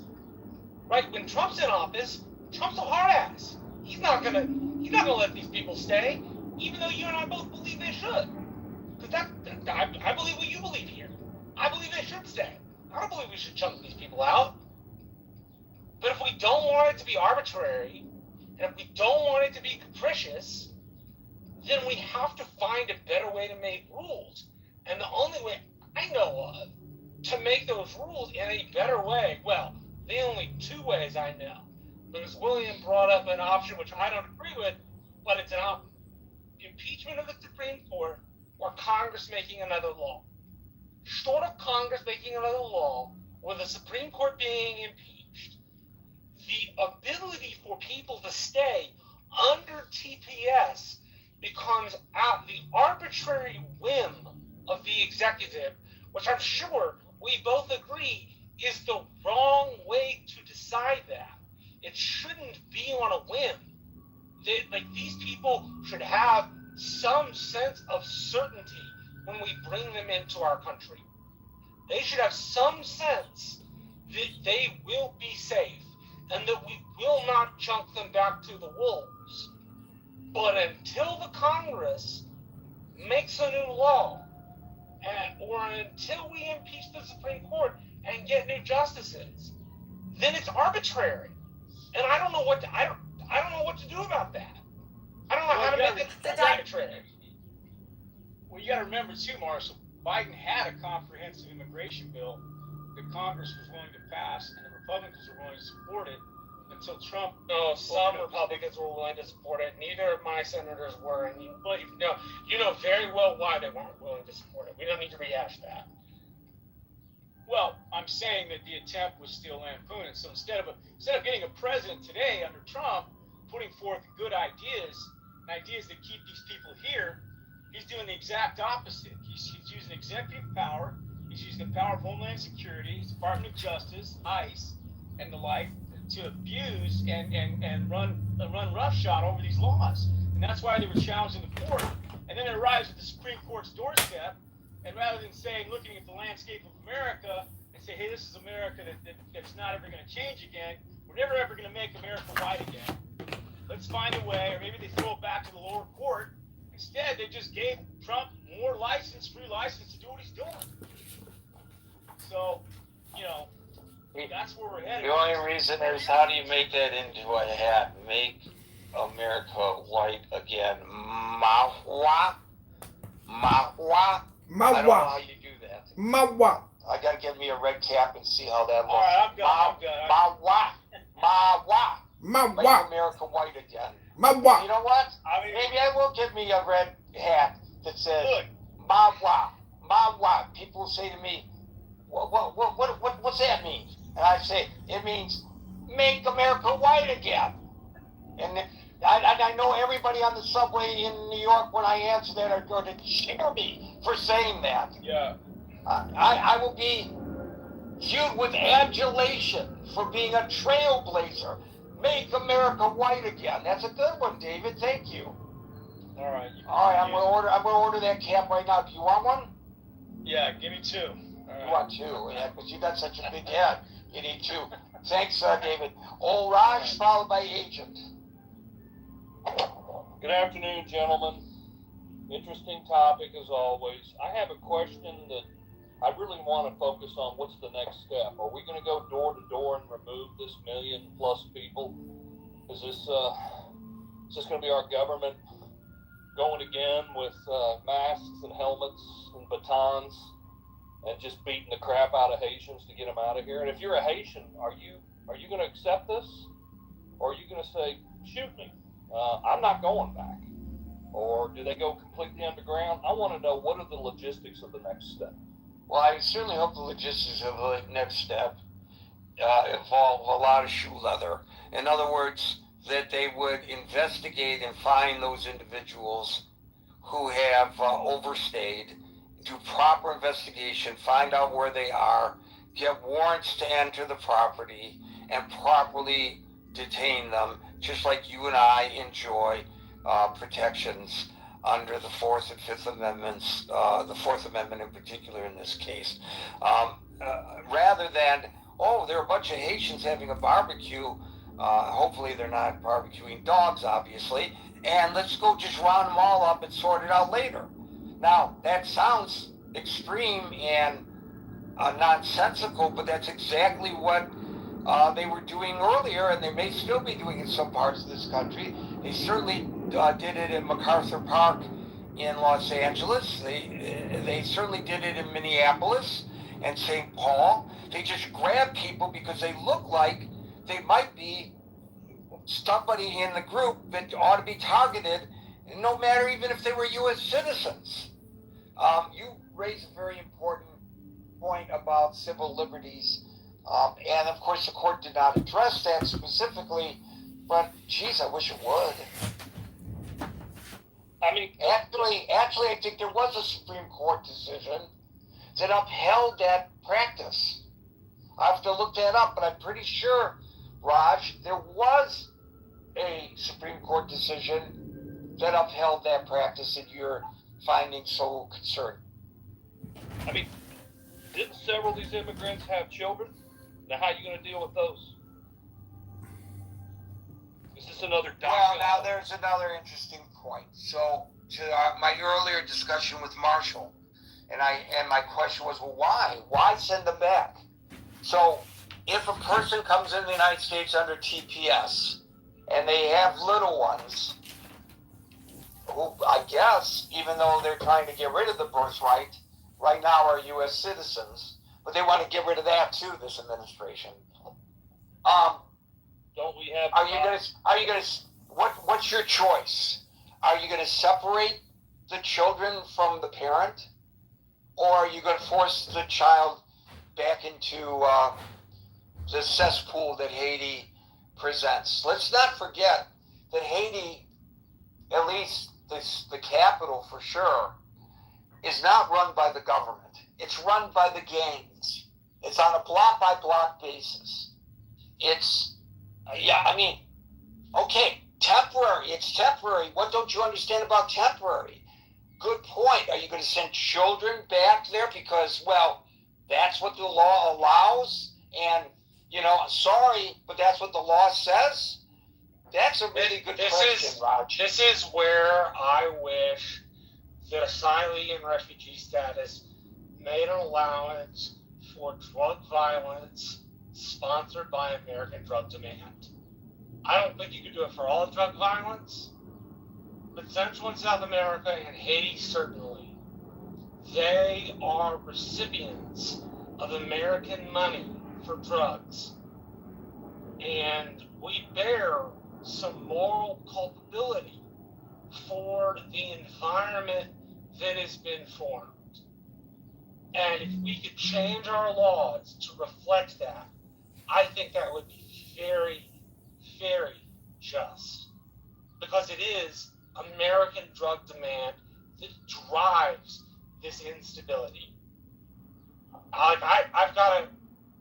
have a friend. Gary, did you ever hear of a guy named Judge Hinojosa? He's the chief of the Southern District down in Texas.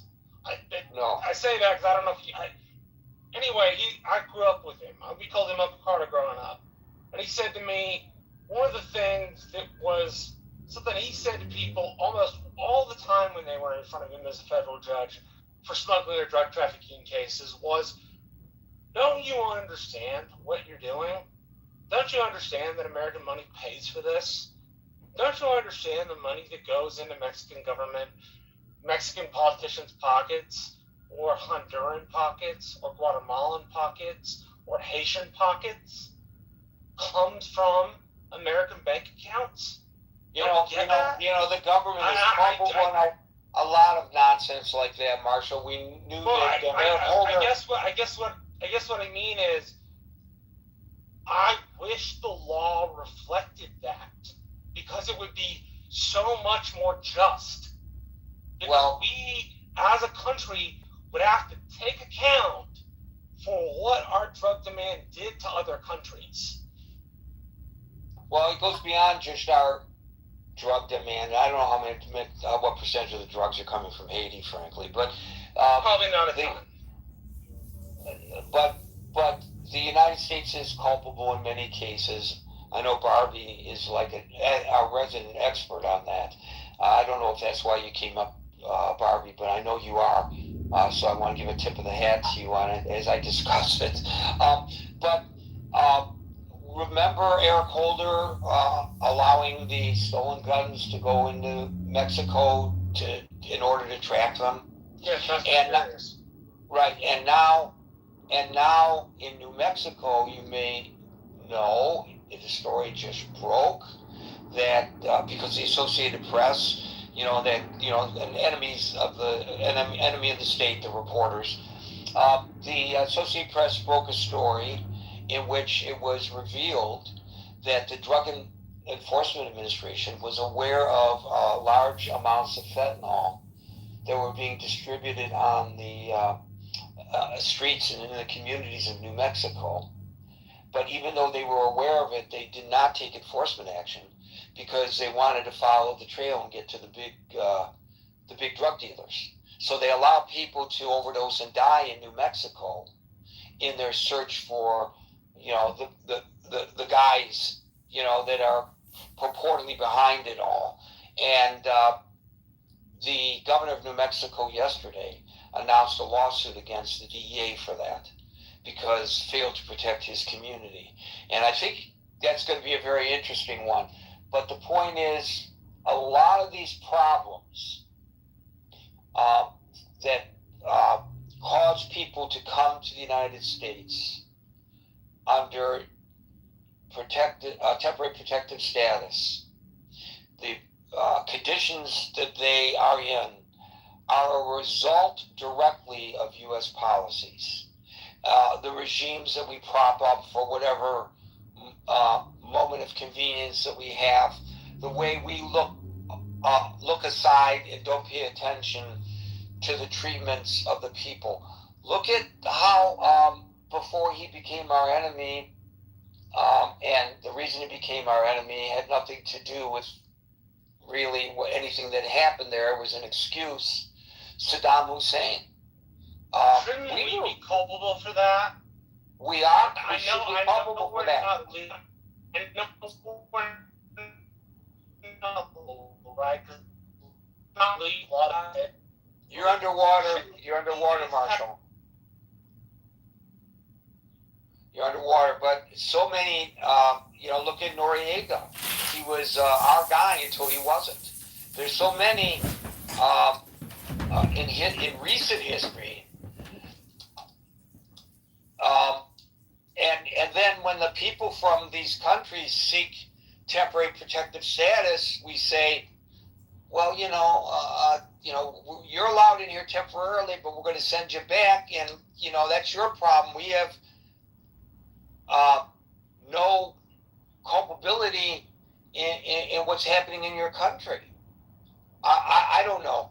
A lot of people are big on borders and how important it is for us to maintain our way of life and not allow people from other places to have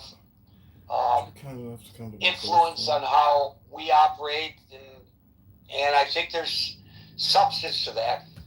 I think of John Lennon's song Imagine as well, though, and I know this is utopic and unrealistic, but imagine if we were one community of human beings, if the borders didn't matter, if the governments didn't matter, and we were as concerned about our fellow human beings in Haiti as we are about our fellow human beings in Texas or in New York.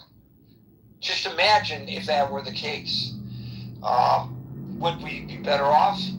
Maybe not, because that would presuppose no borders, etc., etc. Or maybe it just presupposes an attitude change. I don't know. Not the topic of the room, but I think it's kind of related. Raj, did you have more? Yeah, one quick one and I'll pass. Don't we have a DACA case coming up this cycle too? Yes, we do. So that could be a large part of this as well. Yeah. There. I think we're going to be discussing Supreme Court decisions over the next several days. I think Monday will be the next day that they come. Monday they should dump the birthright and a couple of other things. The voting thing too. So. Yeah, because they're gonna they'll go on break in July, recess in July. So I think July 1st or 2nd they're in recess. Do they get as much time off as members of Congress? Because I've been trying to get a job as a congressman just for one term so that I could get some kind of Chinese government honeypot to try to influence. You should have told us. That way we could have used the critical thinking form to get you elected. It's been a lot of fun. Right. We'd have gotten you the member from New Jersey. But I just saw an analysis that they spend as much time off the job as they do on the job. So I just was wondering whether the Supremes get to do that too. In all of my adult life, and of course as all of my non-adult life during my schooling, I never got time off like these guys do. So they get off in July. That's great. I wish I had a job like that. Thank you, Marshall. Thank you, Raj. And we'll go to Agent, followed by Barbie. Wow, Gary, it's great to be here. It's interesting to me just how like people get so worked up, I guess, invested in the nuances of immigration policy in the U.S. I can tell you, I think that I've been an immigrant 3 times, 3 different countries in my life, and I've nationalized to one of them. And with all of them, I always came with complete humility and understanding that I could be removed from the country at a moment's notice. I could have all my status canceled and whatever. That they owed me nothing. I was grateful to have the different statuses that I did get. I'm just very grateful for that, and tried to be as, I guess, valuable and useful and attractive to the society as I possibly could. And I understood that the place that I came from, all these things were part of the package, part of the baggage potentially that pluses and minuses that I brought with me, not just who I was and my soul and am I a nice person, but it's the whole thing. And I understood with total humility if, the U.S., there's some policy, this and that. And it did at different times. Another place I wanted to immigrate to, it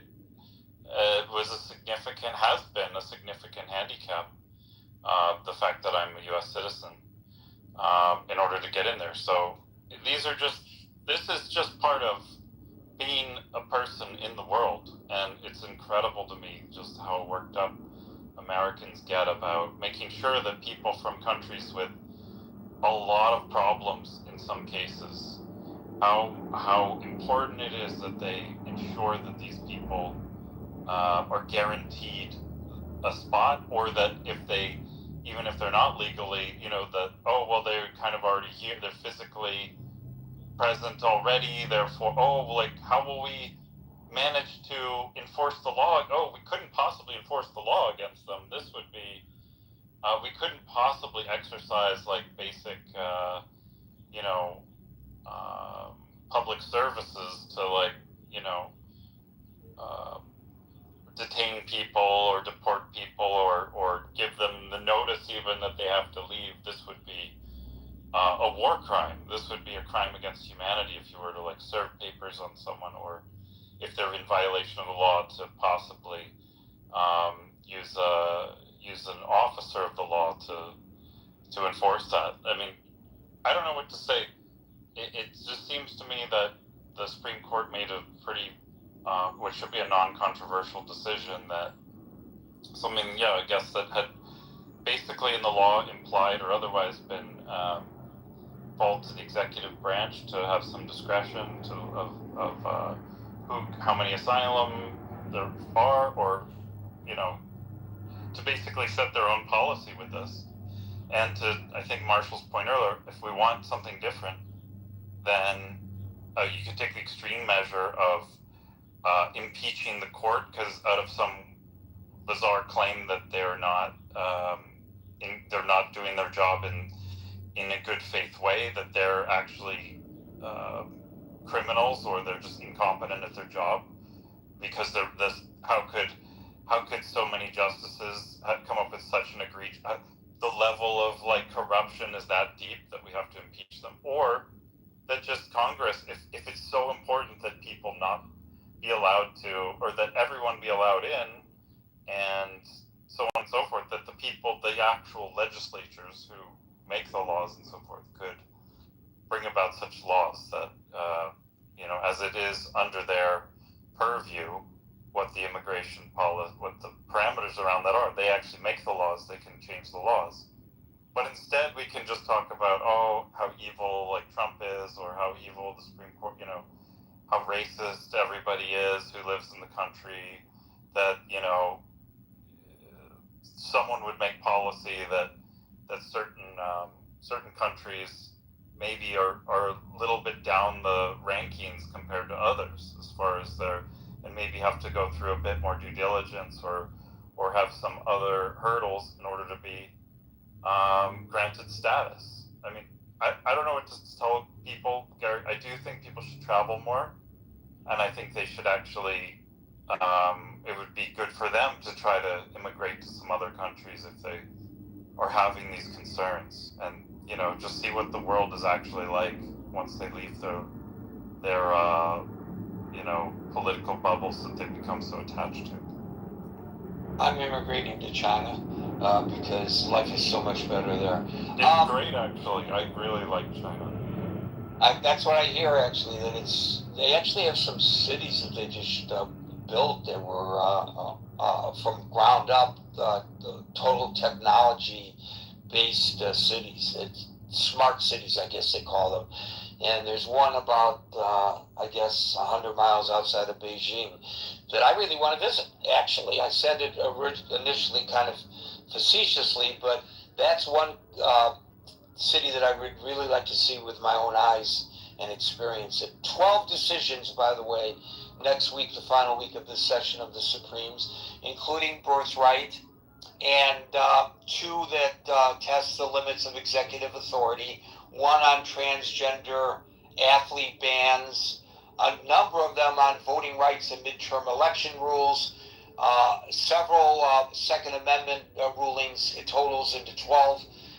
It should be a very interesting week, and it'll allow us to interject topics that do not begin with Trump today said on Truth Social. Gary, one of the privileges you have as a U.S. passport holder, you're eligible to apply for a multi-entry visa into China for 10 years. Multi-entry, you could go 60 days at a time, just come and go as much as you want. And that is you because you're an American citizen. It's not like a guaranteed right, you have to apply, but that's something unique that many other countries, most other even very wealthy, strong countries don't get that privilege with China. So you should look into it. Yeah, it just means that I have to be doing the critical thinking forum in the middle of the night there. Thank you, Agent. We'll go to Barbie, followed by Denise. Hi. Hi. I missed the very first part of the discussion. And it was all about you, and you missed it. But Of course. And actually, something Marshall said that made me want to contribute, but I will get to that in a second, because I know the minute I bring it up, we're going to start going down a different. I'll start arguing with Marshall or something. No, actually, I really want to know what he thinks about something. But I just want to say I've been to probably close to 40 countries. Actually, had the multiple entry visa to China, and nevertheless, I think that some of what was just shared is, I don't know, it's kind of like having someone walk in to a room who's got who's bruised and battered and bleeding and is sitting there for triage, and someone else says to them, just take an aspirin. It just feels like to think that obviously there's people that are disingenuous on all sides and ridiculous and overreacting. I mean, that's just a fact. But to think that some of the issues that are happening with immigration is just because people, they don't want people to be served a document. Yeah, it would be nice if people were served documents. That's not what happens. So there's been so many violations. So it just is like, I'm sorry, I'm still a little stuck on what the previous person shared. It just felt so completely separated from the reality of what's happening, what people are suffering, what they're enduring. I was just talking to someone, actually, a friend of a friend. No, I was talking to someone related to me by marriage, not birth, and who was visiting with someone else in the state of Georgia who has a friend, a very good friend of theirs, who was arrested by ICE. And the first hand, well, to me, I guess it would be second or third hand, but I do believe them. Some of the anecdotes about them being gotten up at 1 in the morning in the middle of winter, made to stand in cells that had water on the floor in freezing temperatures, and then having papers waved at them, telling them to sign away certain things so that they could just, it's actual torture. So, yeah, let me move on from that.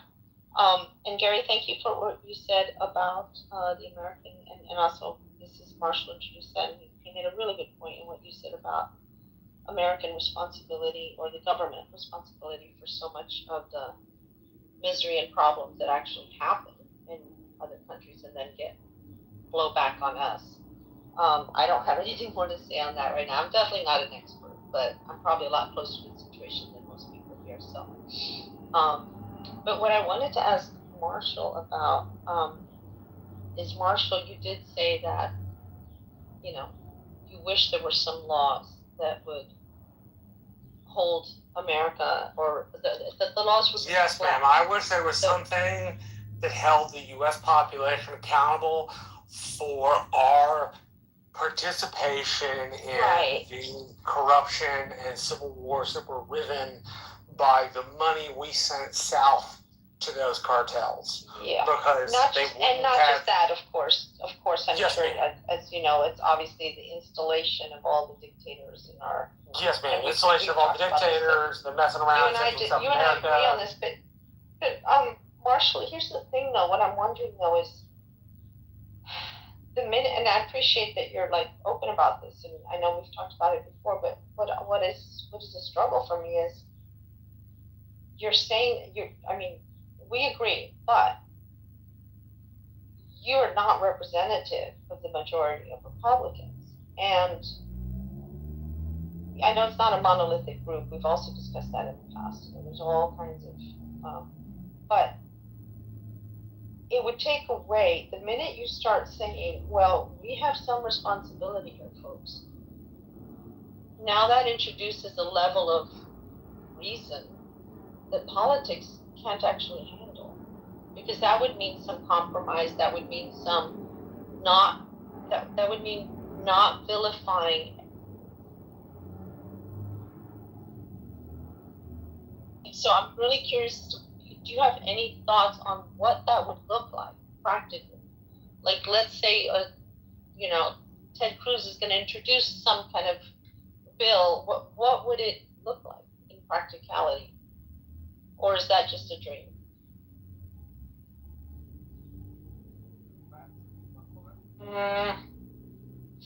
I think Should we think about it and come back to it? Sorry. I'd like to give you a first impression. I'd like to do two things. Give you my first impression, which is unconsidered, and then come back to it and give you a considered impression. I had a professor that used to say, your first impression is important, but it's not the most important answer you'll give me. So I want to give you the important answer, and then I want to give you the really important answer tomorrow.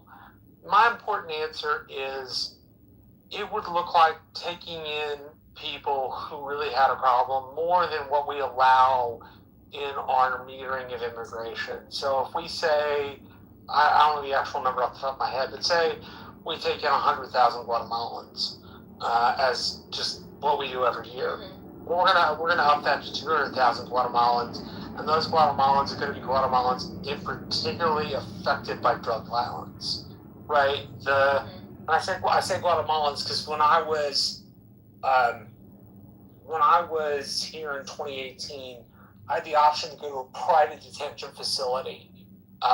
One meet Mike Pence, and I didn't meet Mike Pence. I went to a private detention facility, and I met a mother from Guatemala, and I met a mother from Ecuador.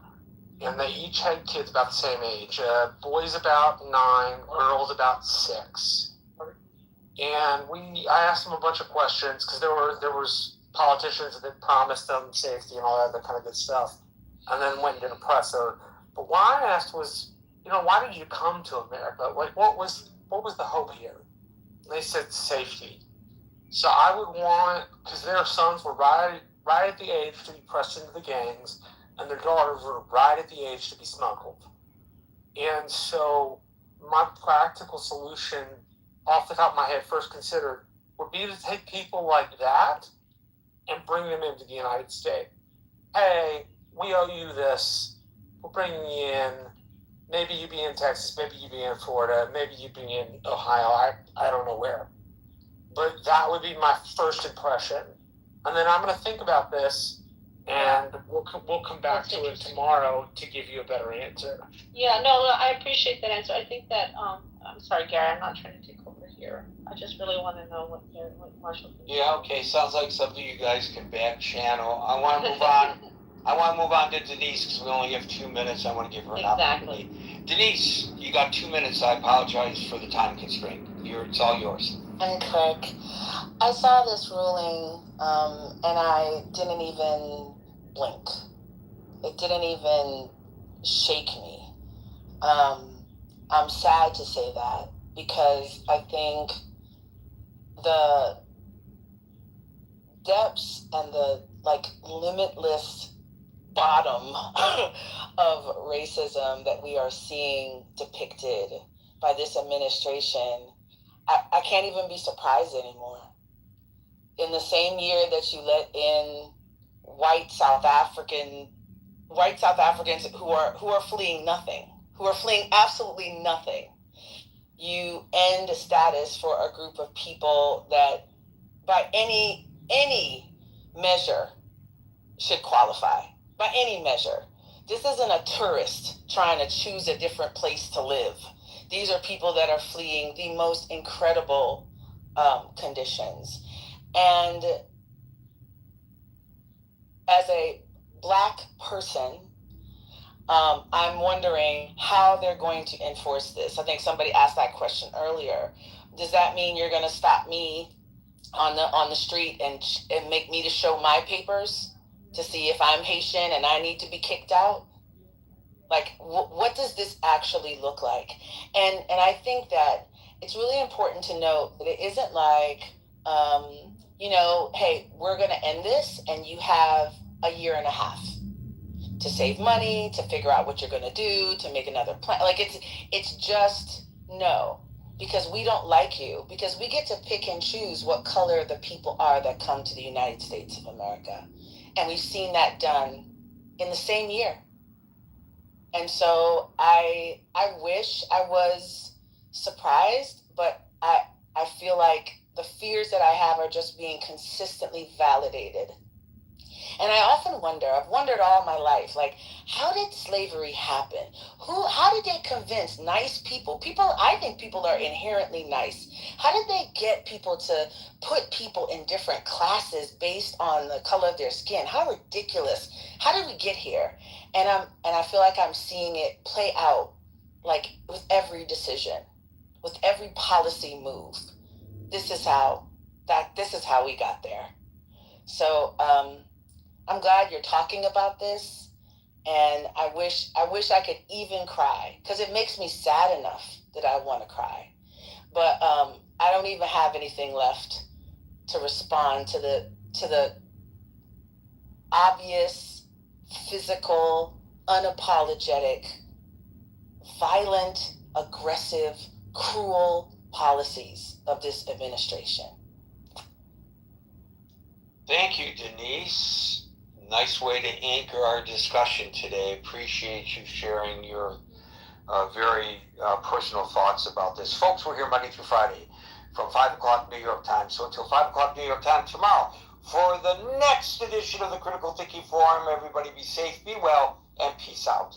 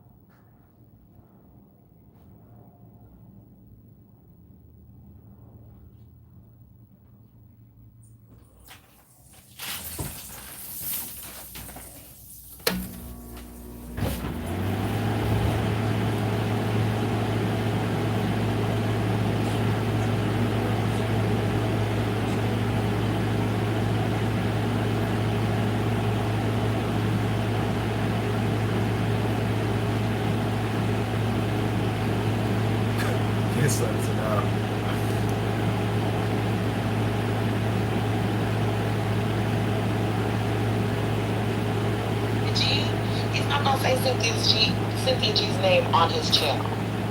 Cynthia G. Pink Pill, he won't say her name on that channel. There's some other black women who fit in that space. Basically, he's not going to say their names on the channel. He might talk about some of the things that they talk about, and if you are chronically online, you'll know who he's talking about. But if not, you're going to have to search. But outside of that, he will talk about black women as a, what I would like to call trademark level, as a group, as an entity, but he will not talk about specific black women and what they say after that whole pedology mess. It's just too many aggressive white people. Like because he's talked about his demographics multiple times and how it's used.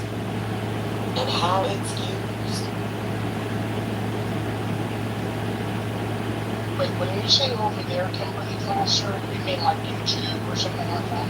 On his channel. The people who make up the core of his fan base.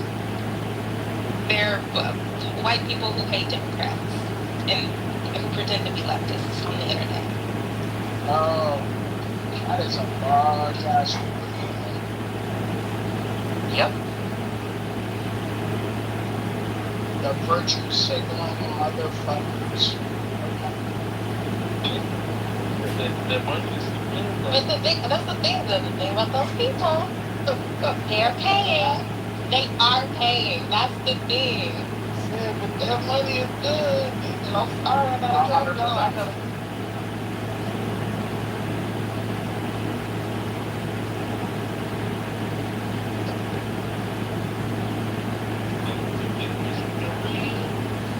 Patterns and the braids. You can probably get the research on Roblox.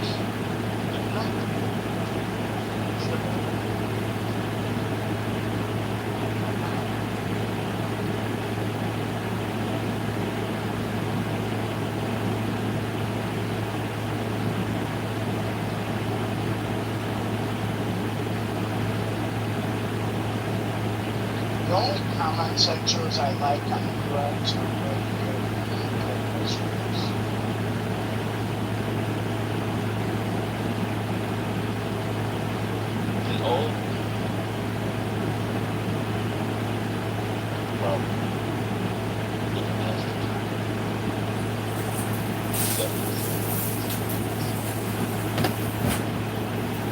Let's do a chronicle history.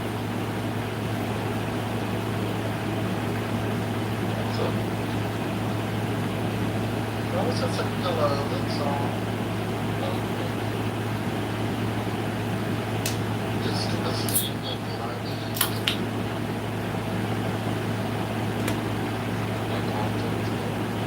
Tom, please.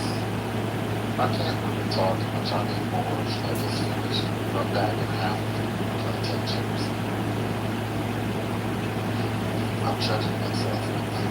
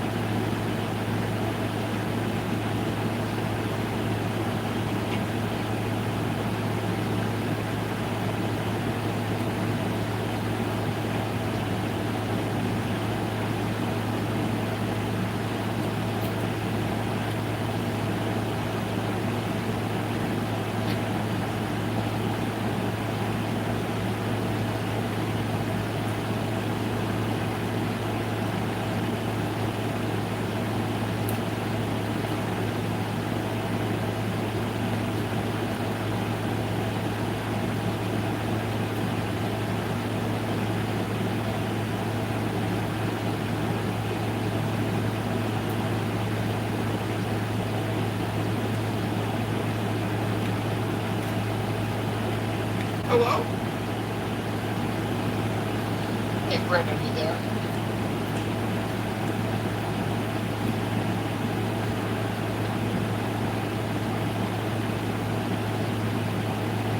Okay, I never watched this whole thing. I've only seen clips. I'm just going back and watching FD's video on the white leftist. I don't know why he does that. I don't know why he engages with those people. I think he should stop. The white one?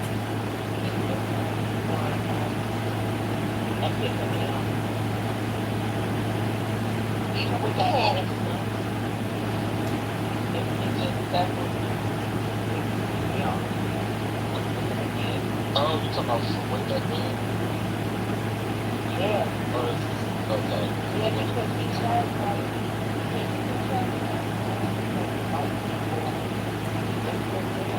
these white men, and like, and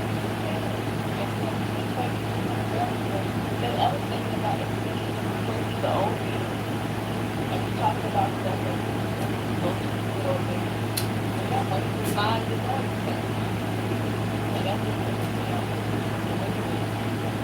older, back to, you know, what I'm saying, constantly.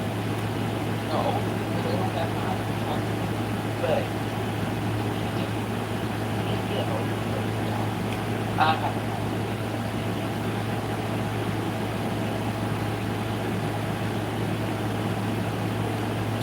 Sounds like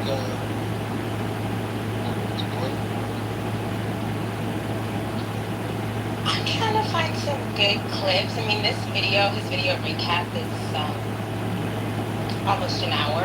I've only just seen clips from it from Instagram. That's where I spend all my time.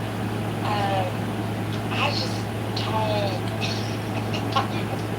I haven't actually really need to work on this. I have a real bad bias against downscale white people. I have a really bad bias.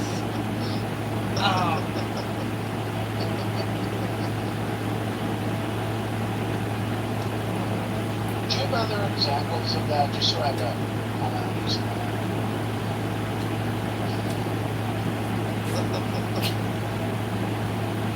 I do, but I can't. That's okay. I just do not do well with trashy white. I don't.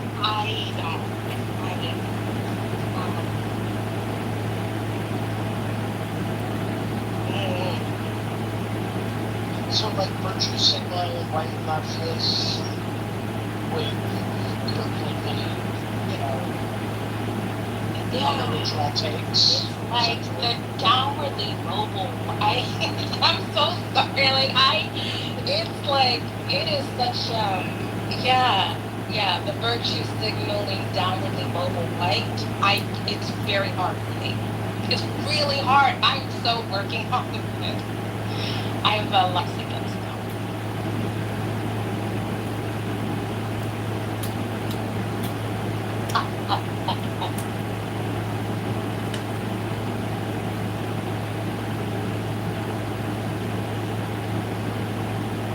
I think it's fake. I think they're racist.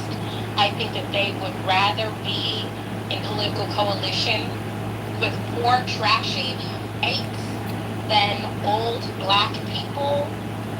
I'm very protective of old blacks. I just don't. I just can't. I can't. And even if we agree on literally 99% of things, I just cannot get over how disgusting and racist that they are.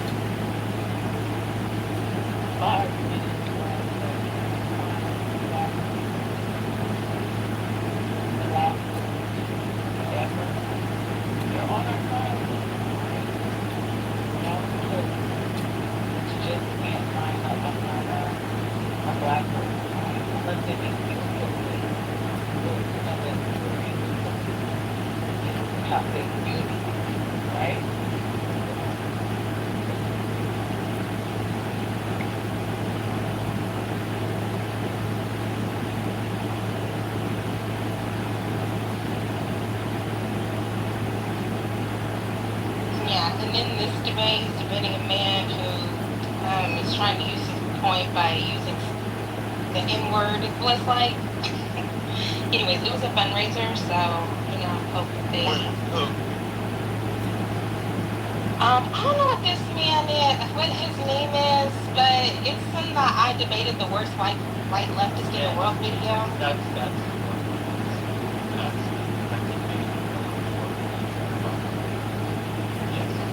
That guy is responsible. And frankly, yeah.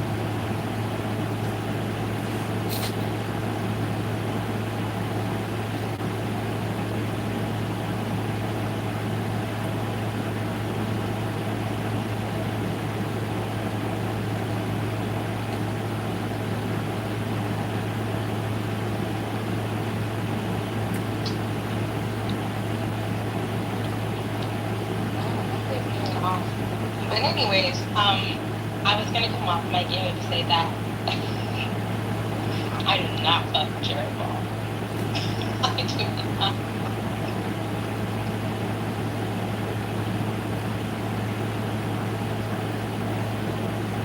No, what's the new thing that you saw? I finally am now mostly through it's White Democrats Hate Leftists with FD Signifier and Jared Ball. It's on Facts Channel. I do not. These people hate black people.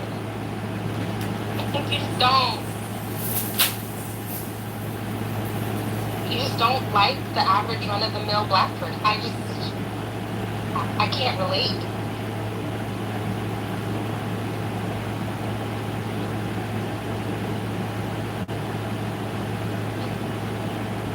You think black Democrats are stupid?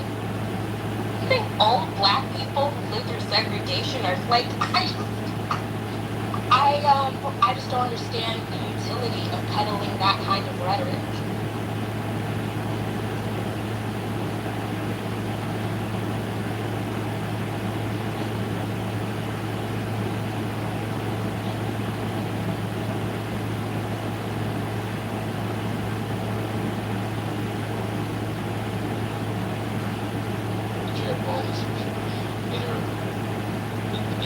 He really goes hard. I've never seen somebody go as hard at the YouTube thing and fail as much.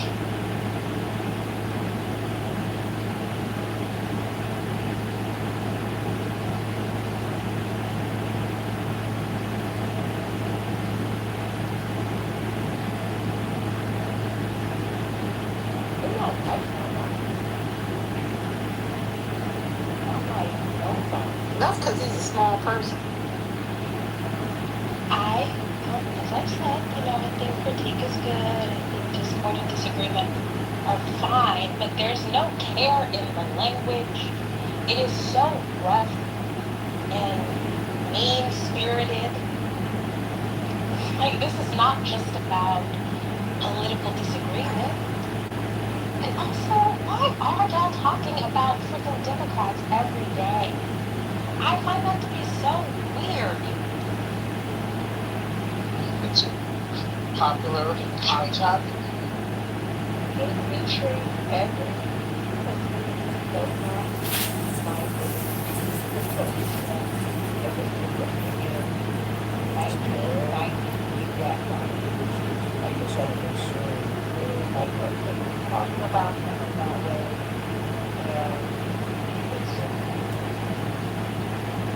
It's nasty. I don't know. Maybe I'm just getting too old and soft-hearted. It's nasty. Oh no, you're right. It is nasty. Because he's a petty person. I think he's jealous. I think he's jealous. I think he's all like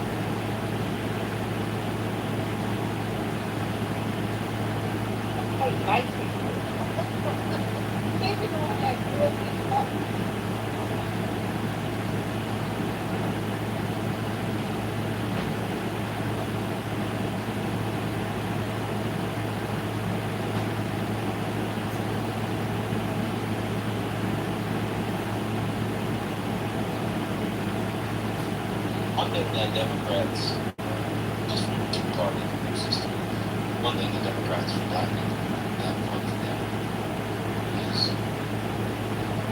this generation of black Republican is so unbelievable. I was just watching the Anytime Daniels is now a full black conservative Republican organization. They I've heard a lot, Mr.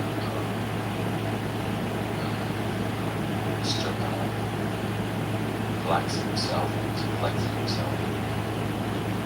They don't have to worry about anything. And he said to me, debate somebody. It's like being inside. It's like being in until the clock, the game starts, get some debates going. It's funny, your mother was talking to genetics sermons. Y'all want to go to Bible? No, God. You all right, I don't know what a Bible. We go Bible. Yeah, I wait on talk about that. Jesus is not God. That God the Father, God the Son, God the Holy Spirit. That ain't that. If Jesus is God, how come in the Bible he prayed to God? If he God, how he prayed to himself? He prayed to Father. Let's go Bible. Come on, let's get something going. You think God docs that was real good. Yeah, let's get somebody going in here. Oh, hurricane. Oh, my God. Oh, God. Yeah, I have to go. No. It's okay. It's ready for the bar. Pass that bar. Gorgeous in here. Gorgeous is over there. Let's get some debates going. Get going. Like 2.5 hours. Yeah, I do think, though, that anti-Daniels, like those people, I read a paper not too long ago about how people who are drawn to MAGA, the black people that are drawn to MAGA, their racial identity is defined by antipathy towards other black people. Actually, I even think that he might use tourism. right? Like racism, like toward black people. Like that is the Anton Daniels. I don't think that most black people in this age are gravitating toward that. It's very distasteful. There was a girl on there, her name was Black. I really liked her a lot. She didn't talk much. I'm not gonna say her name. But she was from a project, like a real hood area in California. Like a real hood area in California. And she made it out. And she was MAGA. And I knew she was 90% of what Trump said. But the only reason why she was MAGA was payback against a general I like this trademark level of black for her upbringing in the hood part of California she was in. That was the only thing animating it. That was it. It's that, or it's ire for black professionals like me or Hurricane people just don't like for whatever reason.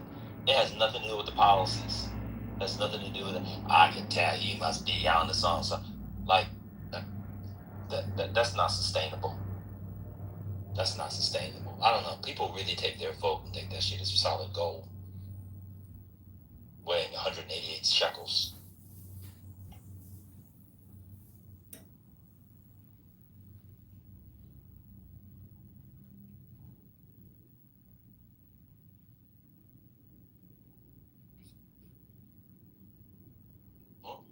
Captain Teriyaki's live right now.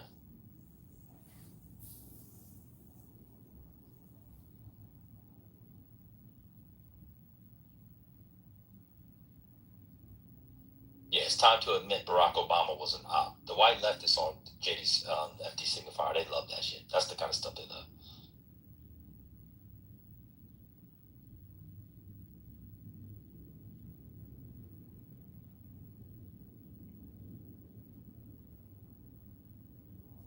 I think somebody in here. I'm gonna just boom it. In the thing about that stuff, oh, okay, yeah, you can boom it. But it's so safe to say. Like that's my only frustration is if you're fashioning yourself as a radical truth teller, then you have to actually be willing to say things that popular or upsetting. Shitting on Barack Obama in 2026 is like the safest position. Even my mom is starting to turn on Obama, and she has up an Obama portrait in her home. Like, right? Like, it's just not. You're not doing anything compelling. And that picture's gonna stay up. Okay, all the pictures, we gonna cut them out, and he gonna stay right there on that wall next to Jesus.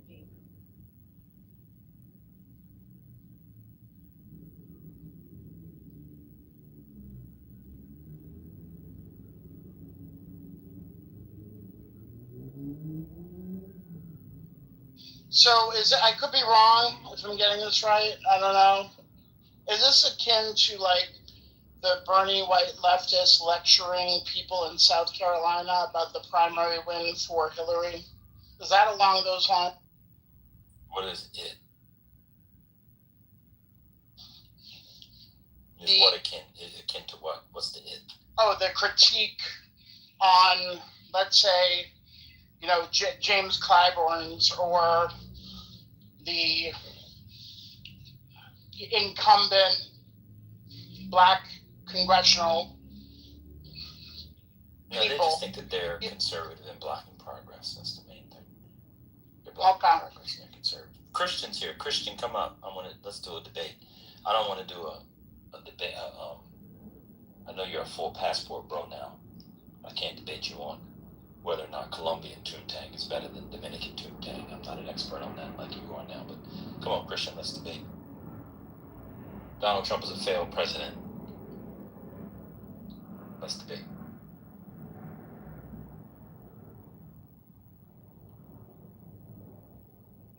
Not gonna be able to beat you. That's why he's not coming up. Because he knows Christian he don't never care. No, Christian never cares. Christian, are you in Dominicana? Y'all know Christian turned passport bro. That's crazy. Y'all heard Christian in the rooms now? He a passport bro. Is he light enough to be? You talking about in DR? What do you They mean might light kick him enough? out. They might kick him out if he's too dark. Put him on the other side. Mohi, are you there? Do you want to debate? I got 2 hours and 20 minutes before the match. Hi there, buddy. I came here to improve my English. But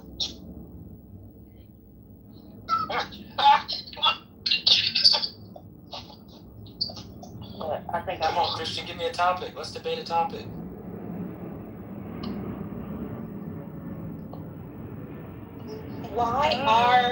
I'm sure that Christian would love to come up and talk about why 99% of Black women are unfit for marriage. I feel like that is in his wheelhouse. Why we are only suited to be baby mamas on welfare or educated who sleep with our dogs in the bed, and go to sleep clutching our diplomas. But that's his thing.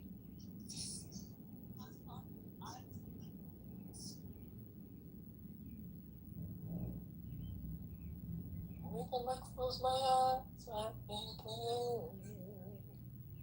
no matter what the season is, I still love you. It's all I wanna be with you. There you are. I'm too lucky. Let's take it now. I'll be with you. I just found online, the problem with the algorithm, a live performance of the Deal singing to a kid. These dudes must be 70. Yeah, I saw that. Oh, it's cute. But in the car? Yeah. Yeah, because I made a comment to somebody who lives in my home about how Babyface is not letting go of that hair dye. And shout out to him. 30 years now. He would probably look good in gray hair too. We should let him. The stage is open. Christian left. He must be busy because he always loves the debate. Well, I'll stand on the fact that the Afghanistan pullout was an utter failure because in an office building a government worker had a rainbow flag. You said that to me before. That was Steve Appelish, to be fair. No. Oh, yes, it was. I hear it now. It was. I have a question. I still don't quite understand progressive Democrats versus, I don't know, what we call them. Would we call them traditional Democrats or status quo Democrat? I don't understand this concept of a progressive Democrat. Yeah, that's good. Yeah, the traditional ones, they say they're more corporate, they're not for the people, they don't rock the boat, etc. Yeah, that's good. Institution. So that makes a distinction as to, so the progressives are the ones that want to rock the boat, middle finger to, especially a city like New York, which the whole corporate structure. Go ahead, Spiritus. I said New York, you can't help it. I mean, like Espelot was in the progressive caucus, so he wasn't one of them that you're talking about. It's all. I think it's like Medicare for all. It's not. Most Democrats at this point, if they support Medicare for all, they would say yes. It's all attitudinal. It's about age and how do you comport yourself in public. And once all those people are actually in Congress or whatever, they're going to do exactly what AOC did, which is fall in line. Okay? They're going to do the same thing. And then the leftists or the progressive or the DSA people are going to call them sellouts too. That's the way of the world. Shout out to Earth, Wind, and Fire. That's a lot.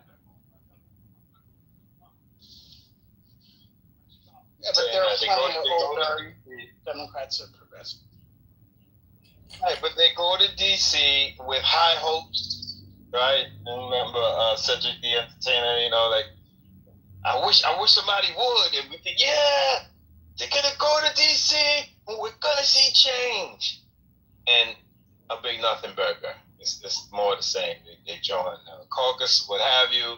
They fall victim to the lobbyists. They don't join any major what are those committees, and nothing happens. Okay, how come your mama? Oh shit. Oh, what's up, Devon? I just came up to say what's up. Peace, peace, peace. Peace. Oh, this is the thing that y'all should remember. Everybody wants to change Washington, but what happens when you get to Washington? It changes you.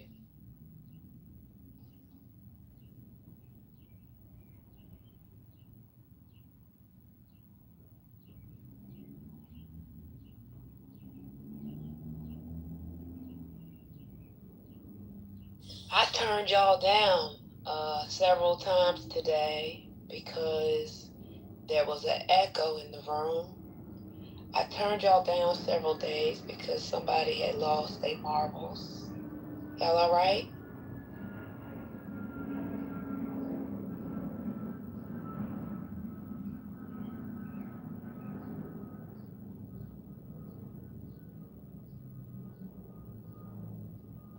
We're hanging on.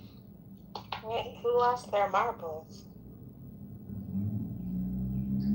It was in the room today, Kimberly. I don't think you was here at that, or you were on stage at that moment. I haven't really been in here. I've been creeping on some other drama on this app. Oh, okay. I'm sorry, Overstimulated has some good drama. Oh, I be going in there too. It is good in there. It's good in there. It is. It was a room. Was it Overstimulated that had the conversation where Thug Bully was the expert on Frederick Douglass? Was that the room? Yeah. Was that? Oh yeah. That was good. That was very good. Frederick Douglass was not a feminist. How dare you? Oh yeah, that was it. That was it. I came running in here to tell everybody. I was like, Thug Bully is an expert on Fred Douglass. Oh my God. Oh my God, that was crazy.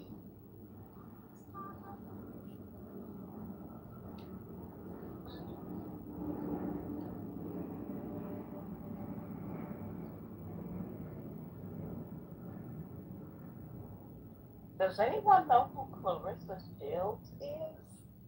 Oh yeah, the boxer. She a train wreck. Somebody need to take her phone from her.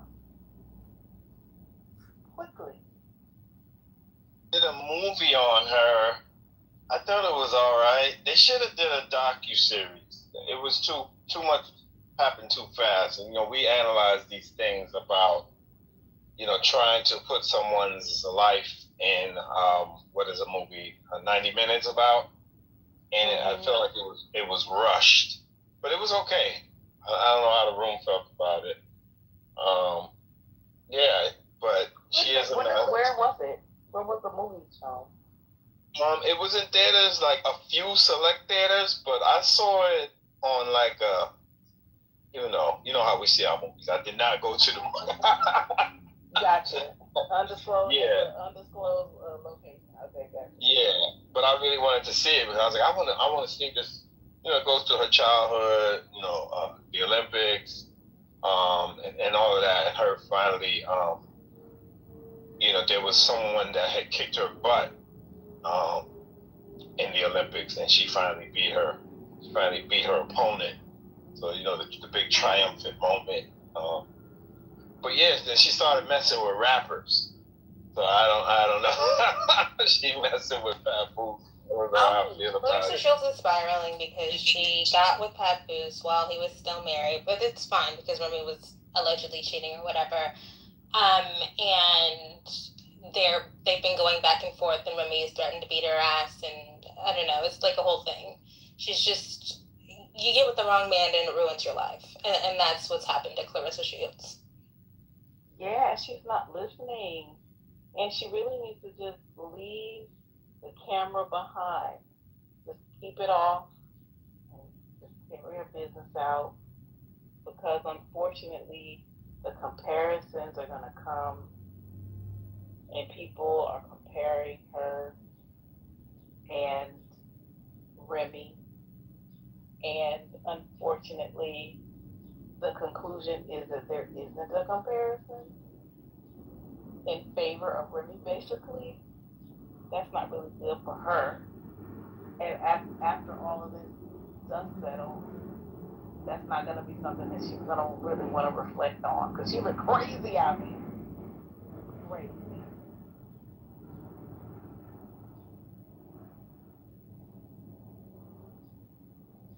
Yeah, I know she went at Layla Ali, right?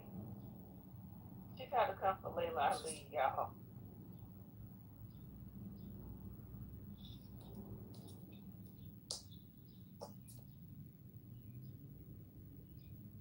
I sure hope somebody.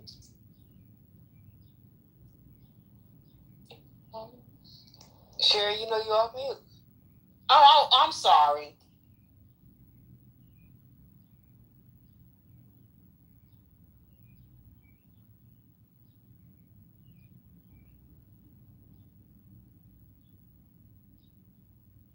Ben, are you there?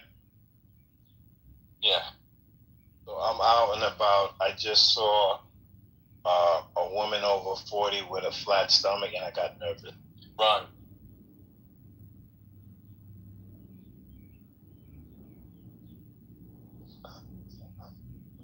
Yeah, but that whole Clarissa Papoose, it's sad. It really is, because I remember I kind of stopped watching Love and Hip Hop around when Pap and Remy was on there, but I just remember the whole, black love, and I stood by her side and all this stuff, and then it crashed and burned. It's ugly.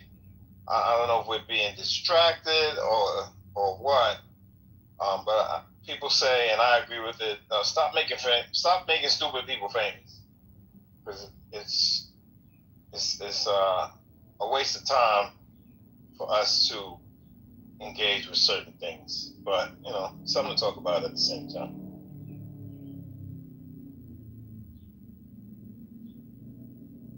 Yeah, it would be better if it was actually not based on a real person's life. Like I kind of would rather it not be based on a true story. Because this is sad.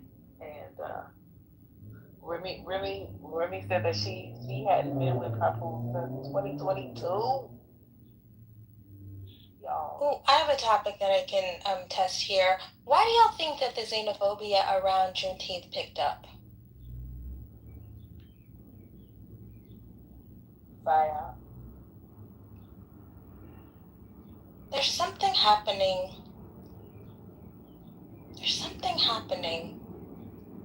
Where there's so many conversations around it. We don't want to hear that. We don't want to hear Amapiano on Juneteenth. Nobody wants to hear soca on Juneteenth. It's It's weird. And then, No, you don't want to hear soca. Wait, what'd you say, First Lady? I said you don't want to hear soca. No. I'm talking about the discourse. I don't care. I love I'm a diaspora lover. So Like, I think that all of that shit around Juneteenth is so weird, but it was so loud. This is for us. This is our day. This is for us. And then I saw somebody, a very famous biracial, under a post saying, why can't foundational Black Americans have one day? And I thought, you have a white parent. Like, I just think this is so weird. Like, how is somebody with a whole white parent doing Juneteenth gate? Like, I just thought something's going on. Nachi sat up over there and saw that 1619 project and said, oh my God, Brent. I just was like, what? It was weird, Kimberly, and it was like almost all of a sudden, and then there were people who were from Texas who were then trying to say what people who are not from Texas do on Juneteenth, and I was just like, listen, don't make me leave, because I can be very careless and just say, listen, this is a celebration that started, with you all. However, it's a national holiday. Yeah, I'm not even I fight the Juneteenth people. I mean, the Texas people who get so I don't know what the word is, but they're trying to dictatorial. Yeah, over what we get to do. Over Juneteenth. I'm just like, first of all, it's too late. It's a national holiday. Oak Believe fought for 30 years to make it a national holiday. Y'all not gonna gatekeep Juneteenth anymore. I'm sorry. It's over. It's over. And not only that, but there were already people who were organizing Juneteenth celebrations in different cities for a very long time without any, government, telling anyone anything. It was on the strength of it being a celebration for Black folks. Like in New York, we've been doing a Juneteenth celebration for 15 years at least. Of course. Yeah. Something's going on where people's racial identity is so unstable. It's so fragile that the way that they assert themselves is via fake online gatekeeping about what music can be played at the cookout. Is very weird. I will say, as one of the people from that state who has been very, who watches all of these conversations that people have about that particular holiday and the ways in which they discuss that particular day and what that particular day means without proper historical context, for me, it just gives a whole bunch of Spider-Man memes. The same people who feel like they can tell folks who are first generation what they can and can't do on that day because it's for the niggas, strictly for the niggas, are the same ones who also feel that way when the Black Texans say, like, hey, the way you're talking about it and the way you're using this holiday to talk to other people, you're removing the very persons upon which the holiday is based on. I think, and then to your comment, Kim, then it becomes, then there's a person who has a white parent who's saying these things, and it's, why are you talking? You have a white parent. That's what I'm saying. Like, if you understand what it means. But that's what, for me, overall, what I'm saying is that as a person who's from the state, generationally so, watching the conversations and how they crack down and how people develop particular politics regarding it, on all sides of it, it's just all very interesting. Because for me, I'm just kind of like, at this point, y'all just need to take the day as a free day off, like y'all do with Martin Luther King Day. That's an alleged day of service. A lot of y'all haven't done no damn service. A lot of y'all are going to go to your parties and you're going to have all of your damn flyers with, great drink specials for the holiday weekend. And you're going to turn up. Like, just treat it like you normally do. Stop ascribing all of these things onto the day Because after it's getting fake. Everybody's just being real fake. It's real fake. But that still goes back to the idea of controlling, 45 million people and how they utilize the day, right? It's like, last time I checked, and I'm old school, so the new people might not do this, but honoring the history of the day, the things that are eaten and you know what I'm saying, all these different things, I think that people have been relatively, good at circulating that information, even though you might still have somebody stand up and say, oh, well, that's not correct.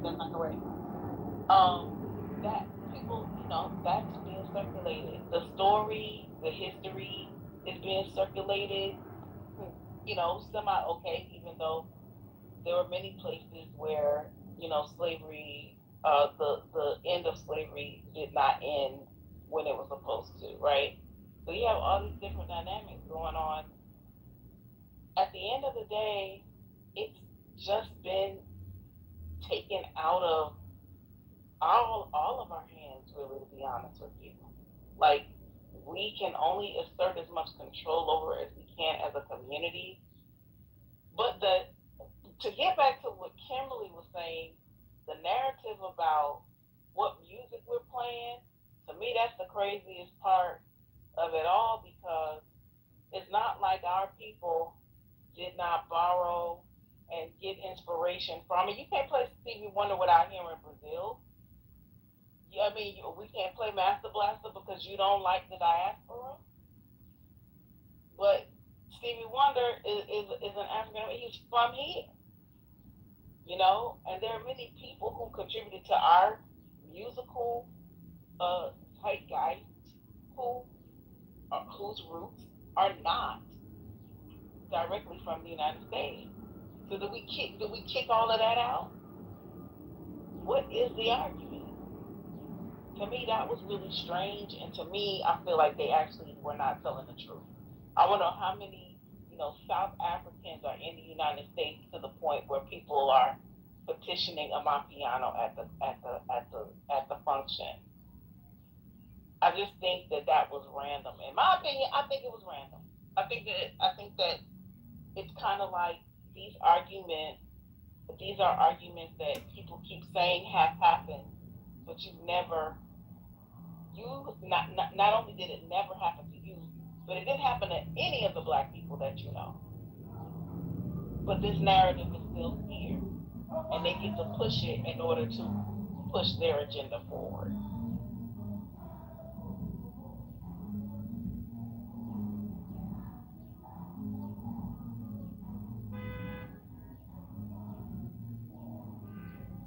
Yeah, I'm trying to think about, I think y'all have sense, so we agree that that's wrong. I'm trying to think through why. Why has this taken hold? What's going on?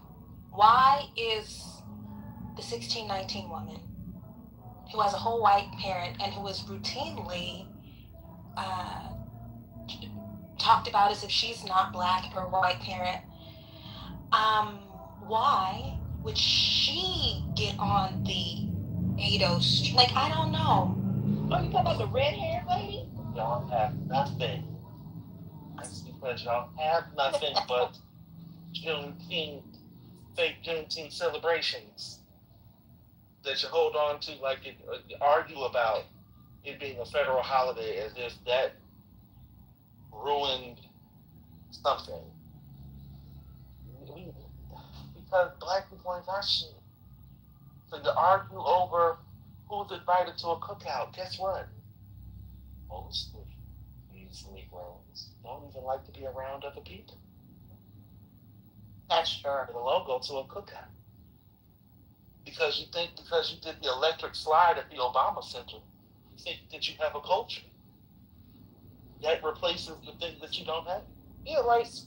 These arguments only happen because there's nothing else. But brother, the reason why I was so taken aback, but she has things. That's the reason why I was so taken aback. I'm gonna be honest with you. I do expect people who don't have shit. Oh, okay, wait. Let me bring it back. That person has a lot of cultural capital. She has social capital. She has a really big platform. So I just don't understand. Who's reading the 1619 Project still? Is there who during Juneteenth who went to any of the resources that the 1619 Project has and read them for themselves? Read them with the child or little ones. This is all performative. It like in a time when people are upset because schools removed books from the school library, and we pretended as if those books that people never read are somehow like erased out of memory and history, right? Like, I think some of this is just, I think this is performative. I think this is a way of doing something.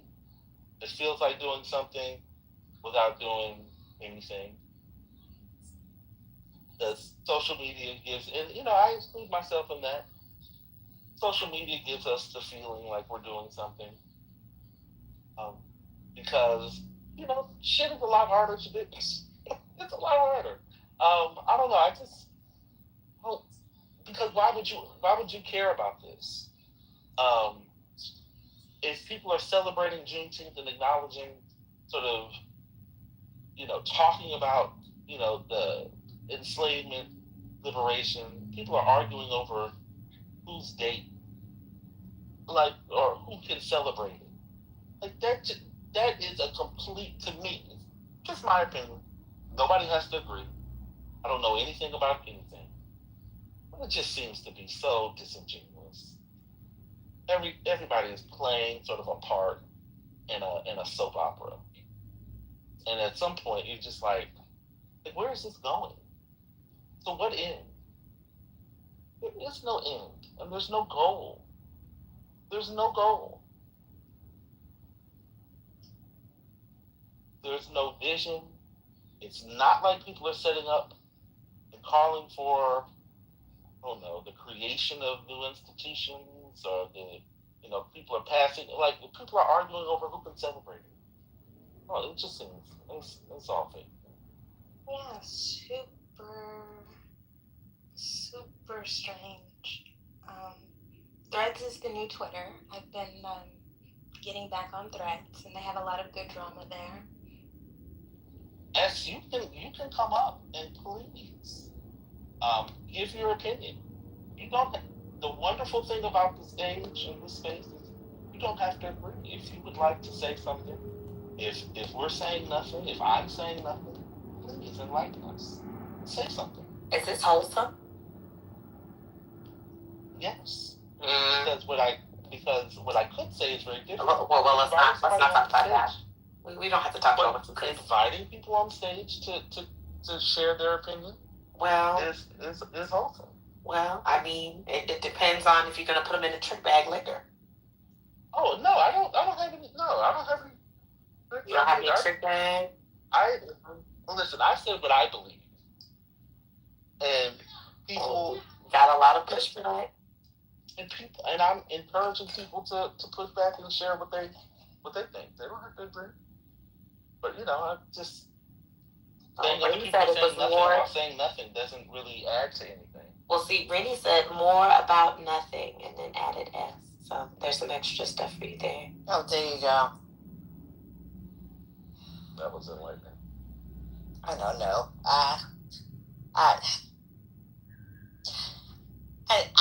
I agree with you. I think they're more invested in being performative than the meaning of well, maybe not the meaning, but the historical the history of Juneteenth. By the way, that wasn't the only form of Jubilee, but that's another discussion. But that is the discussion, Cherry, because I think one of the things that you just said is where I land on it, is that like a lot of people don't care about the history. A lot of people don't care or know about all of the other or different Jubilees or all of the other or different Emancipation Days. Even in the state where it comes from, people celebrate the day. Like growing up, the parades are different. How it's celebrated in Galveston and Houston is not the same as how it will look in the middle of the country with Black people in East Texas or in Dallas and Fort Worth. There are a lot of people who are taking up the banner of the holiday to push people out.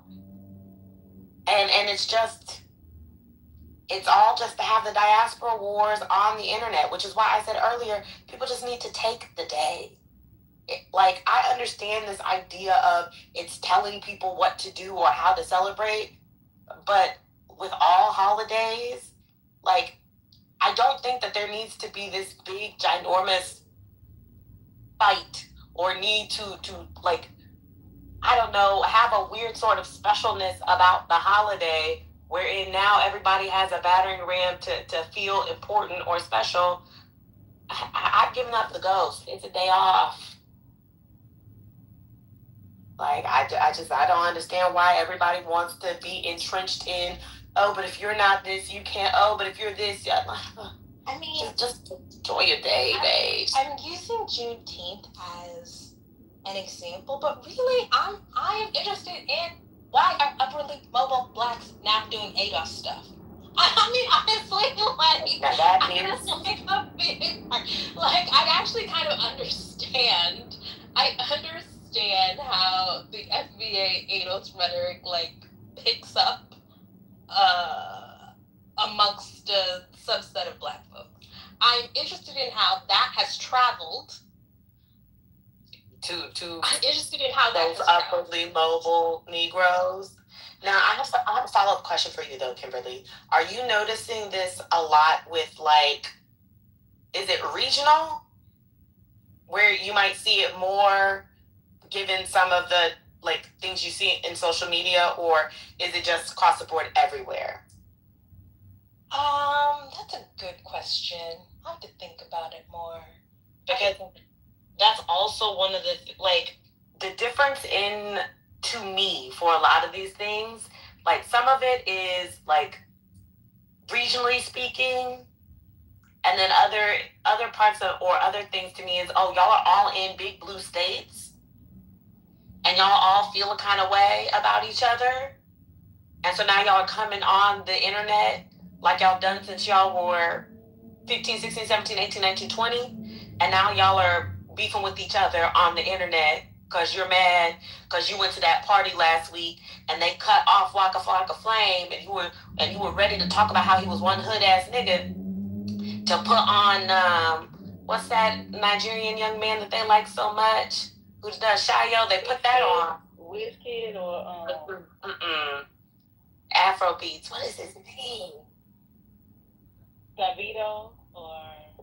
That one of them is not the one I was thinking of, but they cut your Waka Flocka Flame to put on DeVito, and now you're upset, and now you want to get on the internet and gangbang with everybody. You upset because your African boyfriend or your African girlfriend, your Caribbean girlfriend or boyfriend dumped you, and now you want to come on the internet and talk shit.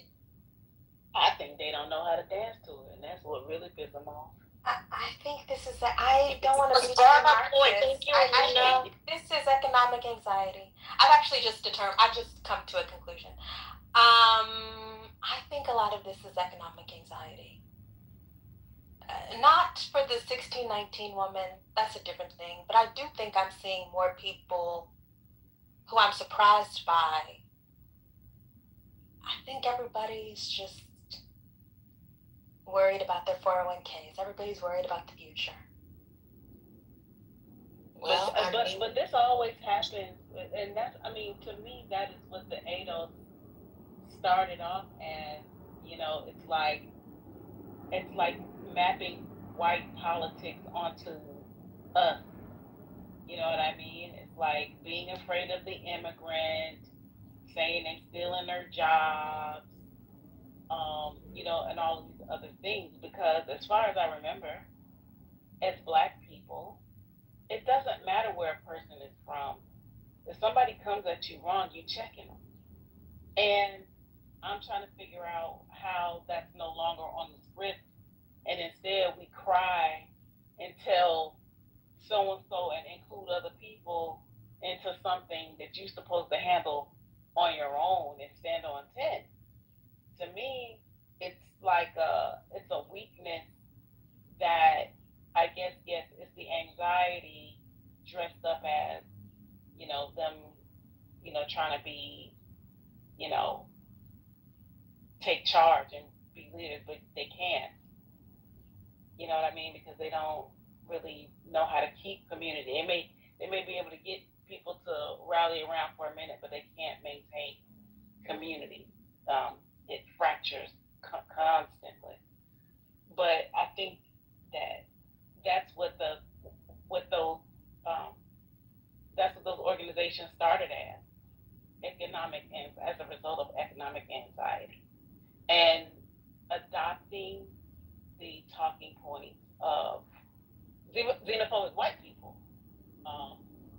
But those people aren't talking about the South Africans who are coming here and becoming a part of whiteness here. They are trying to get us, though, to separate and fracture, but they don't want that for themselves.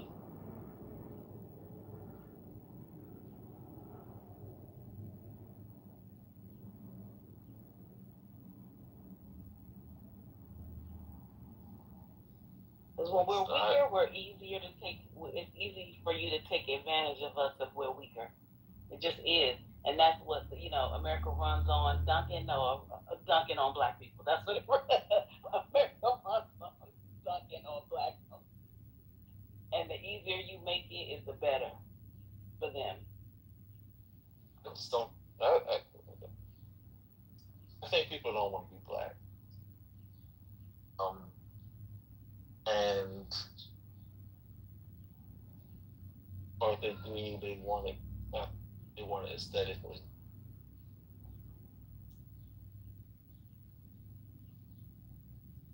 Yeah, I just, No. I think you're there. There is something about. I'm not saying that's for everybody. I just think there's a significant group of people who just don't want to be Black. Yeah. They, that's, there's something that I think people think is mythical about identity. That it's like we have fallen into the trap of, just, this sort of mystical group, and we have these mystical powers, and we just see it in the ancestors, and we just always on beat. Like we have these aphorisms. We have these platitudes. We have these sayings that we have internalized, and we believe that they're like, that if we just say them over and over, like that is the work. And then we somehow don't want to do the work. I mean, the truth of the matter is, like, culture, ethnicity, ideology, identity are, like, it takes work. If you want a collectivity, it takes work. If you want an identity, a collective identity, that takes work. And, like, again, I go back to what institutions, what things are we producing? Are we creating? Are we upholding? Are we uplifting that help do those things? If there are issues, if we see that there are issues around, Black folk who are coming here to this country, that's a concern. And you see that there's some tensions. Okay, what do we do about it? Well, let's just complain about it, blame the immigrant, wish them not here, say they're, aspiring to whiteness, and because that's the way forward. Either people want the thing or they don't, but it just seems like people want, like they want a collectivity of things that sort of connect to the identity without actually having to do the work of like bonding people and getting people to connect with one another, right? Actual connection, and and reinforcing sort of the belief that we are a group that is experiencing a set of realities that only together can we come out of. I don't think people want that. People don't really want that. No, actually, this was so good in clarifying. Yes, people like blackness as a vibe. They want the vapors of blackness, but they also want to completely eliminate any conversation about struggle, collective struggle, individual struggle. These are also a lot of the, I don't want to see any black trauma people. But then on Juneteenth, they want to gatekeep and say, y'all better not play any Caribbean music at the cookout. That's interesting, because I wanted to write under somebody like, you don't even study black people. You don't know any black history. You hate old black people. You talk about them like they're dogs. But you want to have a conversation about, black as a vibe. That's what, not the accent coming out. Black as a vibe. Come on, country girl.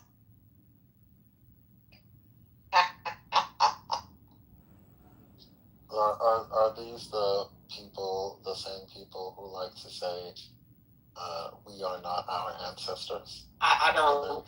Yes. Yes, they are. Enough. Yes.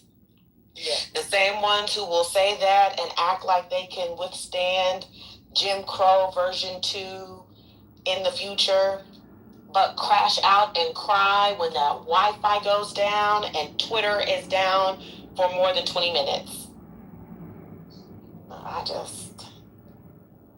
Yes, those are the exact same people. Yes, the same people who will tell you that black Christians are gullible, and have been completely, sold into what is it? Brick called trick bag. Am I using that right? Yes. But will then say that our lives are inextricably linked to the people in Palestine, right? Will tell us that Palestine, that the Palestinian people are directly connected to the lives of black people, and then denigrate the black people that live here. Oh. because they're Christian. It's those people. Brother Messi, let's stay right there, though. Stay right there. Because it's not even just the Christianity. Remember a few days ago about how you Southerners are what? Those same people who think the same people who denigrate black people and older black people at that. Let's talk about, because it's the black Christians, but they also have that same vim for the old black people, and in particular old black Southerners who they feel like are easily led, but then will turn around and say that we are inextricably linked to the people in Palestine, and yet you don't like your Mima. Sure don't. They surely don't. They don't. Oh, this is related, but not. Maya put me on to a literal 2 hour long clip of Mimi and Quinn going back and forth. That's what we were telling you about the other day. Very glad you saw it. What are your thoughts? I have nothing. I mean, I'm not in any mess. I have no feelings about Mimi outside of this. It's just crazy to. She said Southern Black people are holding all Black people back, and I just am like, but what are you doing? Oh. What are Mimi's contributions to Black progress? I just don't know. Maybe I'm unfamiliar. I'm unfamiliar and I'm not in it. I don't know. I was just curious. Well, she got out. Well, because she's in California, and to be in a blue state is to be free. Did you not know? It's to be removed from the servile, docile mindset. It is to be human. It is to be actualized. Wait, Britt, didn't she also say that California Blacks are the real revolutionaries? Didn't she? Certainly did. and then they all tried to rest on the laurels of the Black Panther Party in effort to say that, like, we fight for our rights. We are always revolutionaries. We had these movements. Anyways, we don't have to spend too much time on it, but shout out to Maya for putting me on to that extended exchange. It was great. And shout out to Quinn. That's a Black king right there. That is an Englishman, please. Oh. Yes. Wait, was it during that exchange that he said somebody didn't have the wherewithal? Wherewithal. Yes, but he had the wherewithal to go toe to toe with Mimi. Yes. Mm-hmm. Okay, that's why he's English. Okay, because he kept saying wherewithal like that. Okay, only an Englishman would say some shit like that in a conversation, in a back and forth. This game with Sweeten is real good. If y'all are watching, it's 1-1. The little Black boy with his little twist out scored for Sweeten. He was talking a whole bunch of shit. Looked real good doing it. Did you talk about the hair conversation people are having regarding the World Cup? Whose hair? All of the players, like somebody took pictures of a lot of these players hugging each other, and you could just see all these dope ass hairstyles. Oh, the Black players. A lot of them have some really neat, very nice straight backs. You could tell they got them done just fresh for the competition. I hope some of them have barbers and local connects, because some of them are gonna look crazy after a few matches. Brother, check your back channel. Wow, that other young Black man was about to score, but a Black man in the box stopped him. It was great. Way to go, Zion. Zion, mad as hell. His jersey looks cute, though. Those dragons on there. Wow. Anyhow. Brother. Listen, you just hear my stream of conscious thoughts, but you were over there doing laundry, and we all heard it. No. This was not about you. I promise you. It was about me. I had sent him No, not at all. That was directly at your mama. I appreciate your You know, if I had something for you, I'd just come to you. Well, I mean, it's still the daytime laws. Wait, did you see in the chat when Mel asked about pinging Ashton into the room because we need to hear the nighttime laws regarding playing Appiano and Afro beats out of Juneteenth? Mel has to be stopped. You gotta be careful. Okay, we need the person who knows nighttime laws to let us know what the city ordinance are for that. Oh my God. Oh, the nighttime laws. What? You don't want to know? I mean, no. Yeah, you didn't study that either. Yeah. Should I share? Should I share that with? Should I share it with? Hurricane brother. Yeah. Yeah, those nighttime laws. Oh my God. No, I'll just say, yeah, you can only share that in the daytime, your mama. Nighttime laws, you might get in trouble. Nighttime laws, you might get in trouble. I might get shot in something or something. Yeah, you might get shot. Yeah, I mean, I appreciate the soccer commentary. As someone who was never into soccer, I enjoy, I think with, a lot of things, but, when especially we're talking about it, they're excited, like I can, like, it's kind of exciting to, when you watch it and, see it with other folks.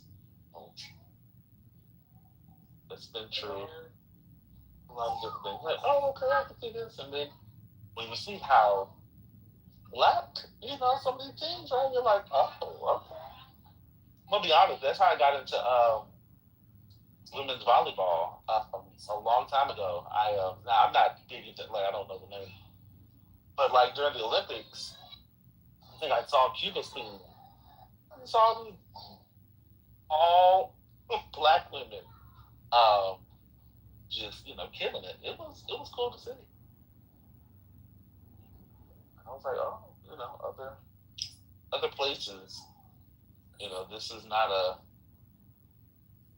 it's not just a white sport. Yeah, so that was fun.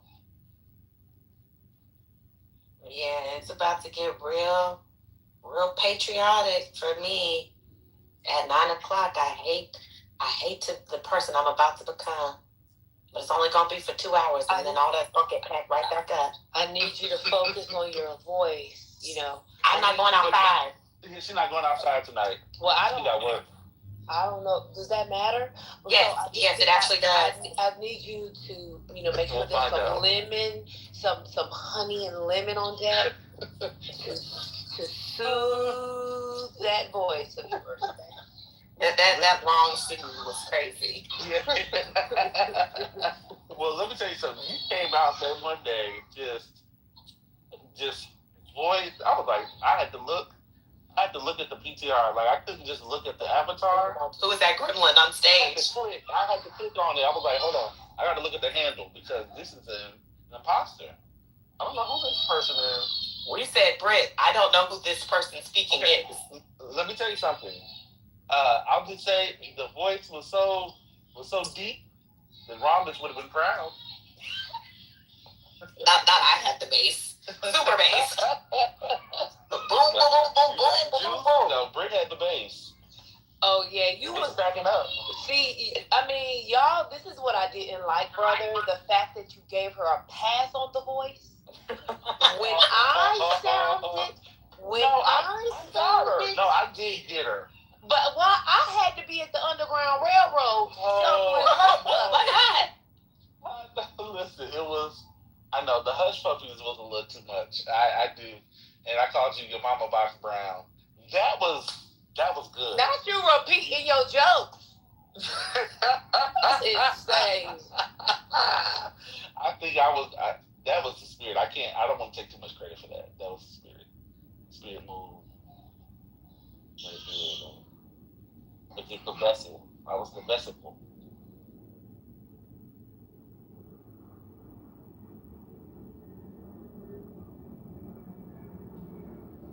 Oh, see, let me also, stage, see, I can't, that's why I'm trying to get people on stage because I really don't know.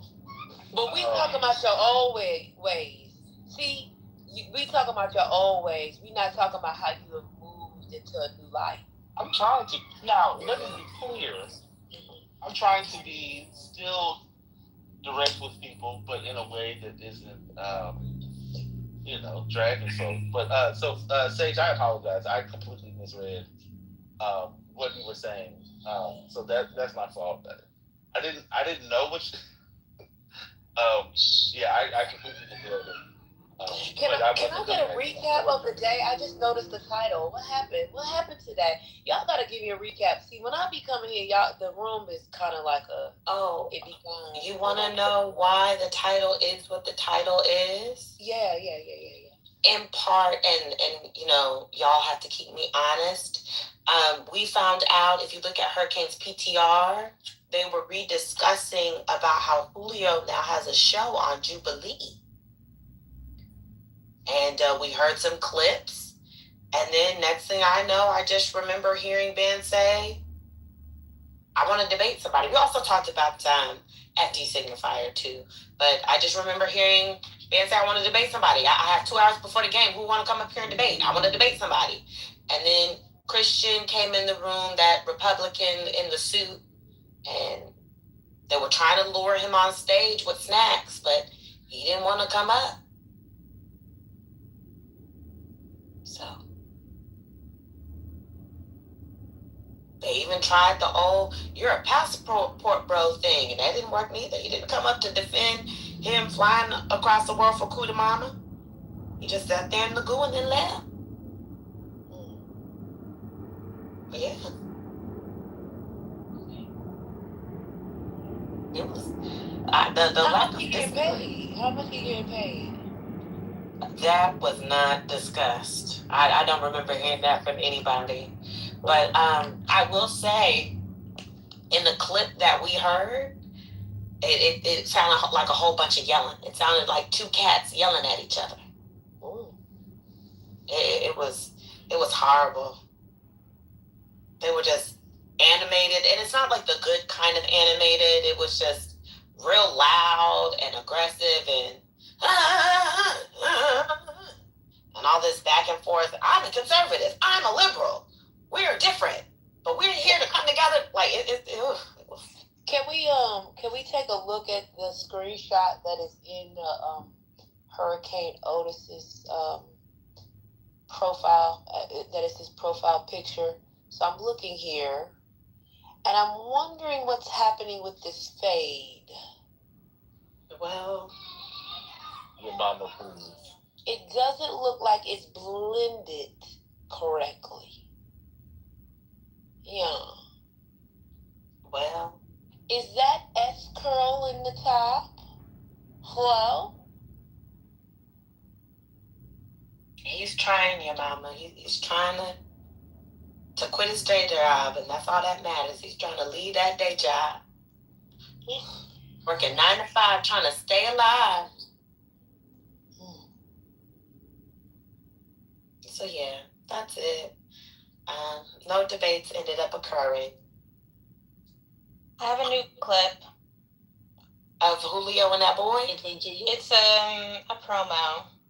Okay, your mama. Wait, let me. Okay. Touching your head again, thinking, "Damn!"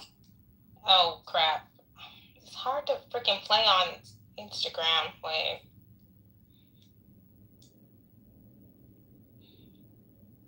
Well, my Instagram's fucked up. I don't know, man. Watching, got you scratching your head again, thinking, "Damn, I've rated myself on a Jubilee video again."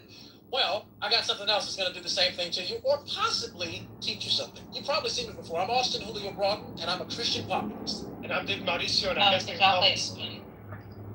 we're doing something revolutionary. Oh yeah, y'all played this. Sorry, this is new to me. I just found out about this. They're doing something revolutionary.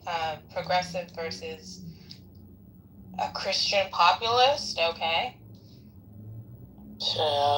Let that man move. What was the place? The place where they was trying to do Christian populism in the country. What was the place? I forget now. That's crazy. I don't even know what a Christian populist is. I don't. This is identity politics. Let's be honest. What, the I'm conservative versus I'm a liberal thing? Yeah, no, the added adjectives, the added, monikers to the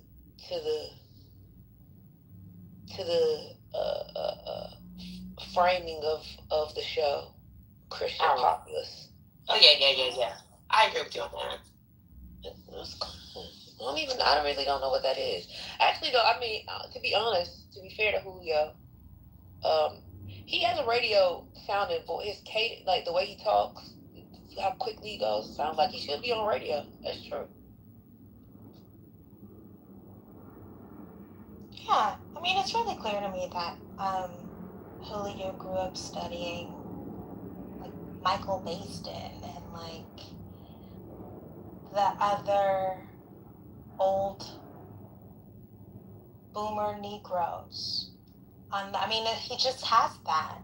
I just don't know if it works in this environment. I just don't know if it's going to get him. I don't know. My mom would love it. But if this is a show that's looking for a Gen Z audience,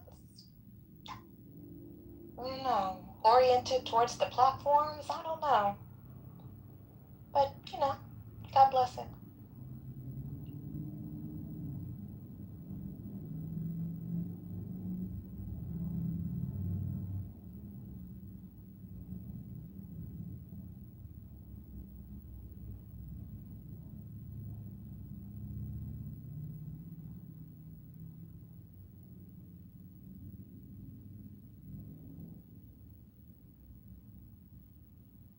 What kind of advertisers do they have? Jubilee. Does anybody know?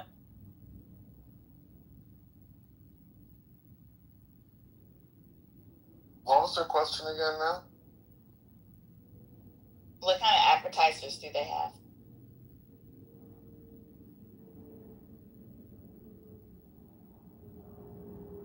I don't know. I literally was just thinking about this. How are they making money? It can't just be AdSense. It can't. Do they do events? Do they do live reads? Do they do? I don't watch it. Do they do like product mentions? Like, I don't know.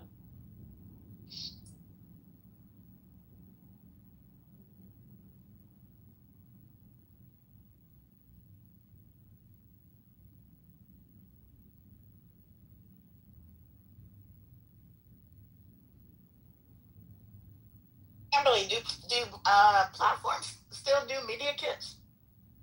I literally am on their page right now. They do have a media kit on there. They do. Oh, They do. They have a whole partnerships page. Yeah.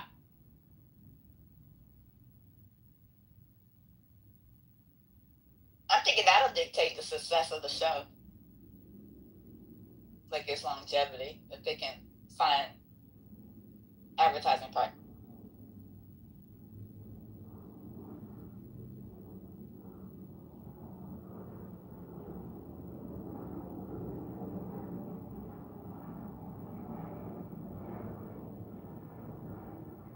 Yeah, it's making me realize I really don't watch Jubilee videos closely because I can't remember seeing advertisements in the videos that I've watched.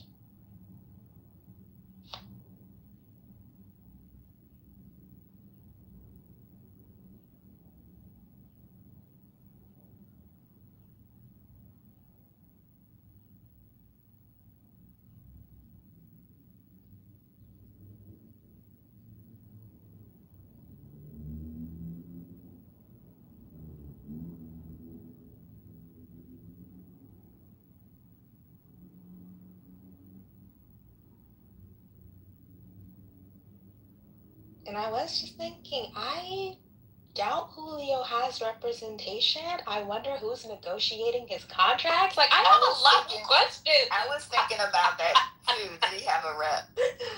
I have questions for him. Does he at least have a lawyer? Like, I don't know.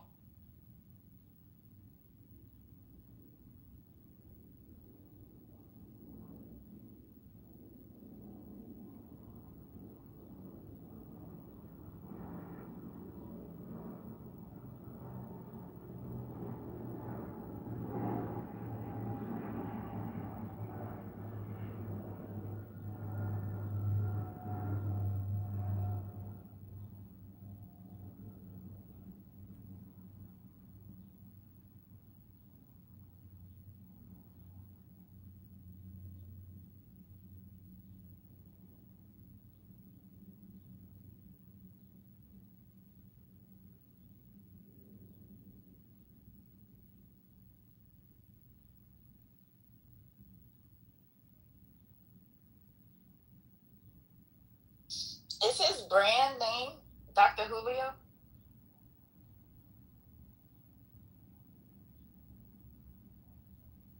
I think so.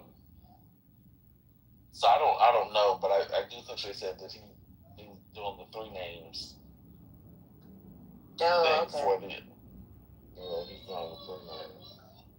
And I don't think Doctor is one of them. You said you think it is? When you say the No, three I names, you mean his no, government it's not. name? You mean his government name? Oh, okay. He's using his full government. Okay. Yeah. In the video, he said Austin, Leo, and then his last name. Oh, okay. It sounded like a mouthful. I couldn't figure out why he felt the need to use his middle name. I think that's the Julio part from at least Clubhouse. It says synonymous. He just. Oh, Julio is his middle name? Yeah.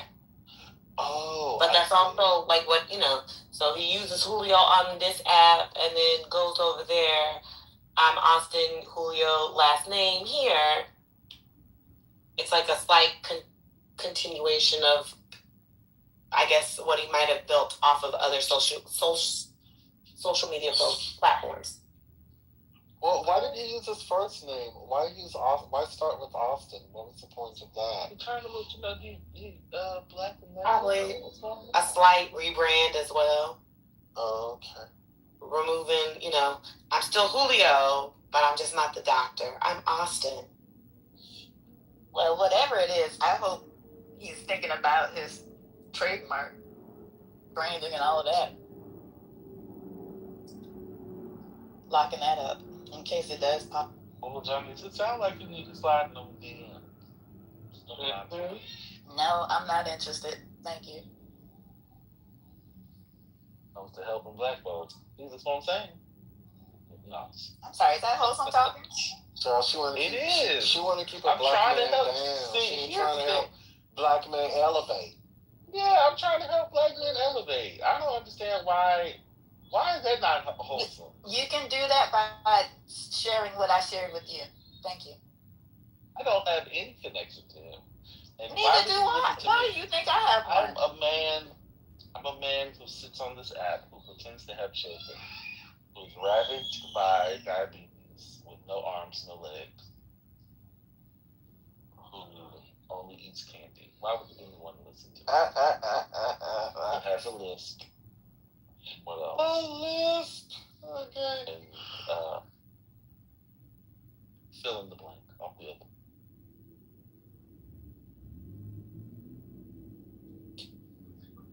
Well, I hope he and David get more chemistry. I also, I was gonna say, I was listening when you guys were talking, but I agree that that the exchange I heard wasn't dynamic at all.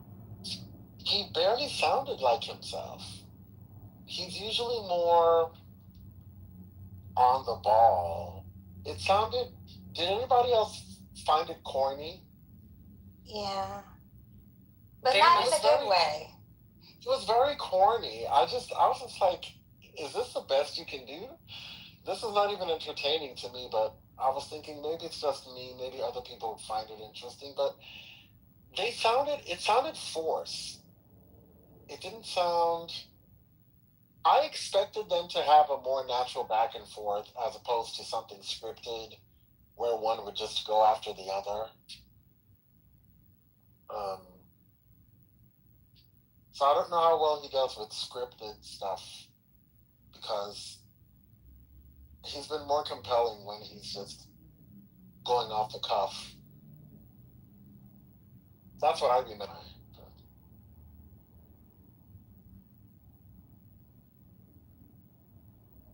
I immediately think, why only 2 people? I think maybe we needed more of a panel. The feminist in me is, I don't know if 2 men is ideal, and especially not those 2 men, but also maybe you just need more people to be able to go back and forth. That's interesting.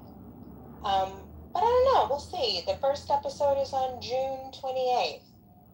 I will watch. I'm just impressed that he, said he was going to do a thing and he did it. That is notable to me. So.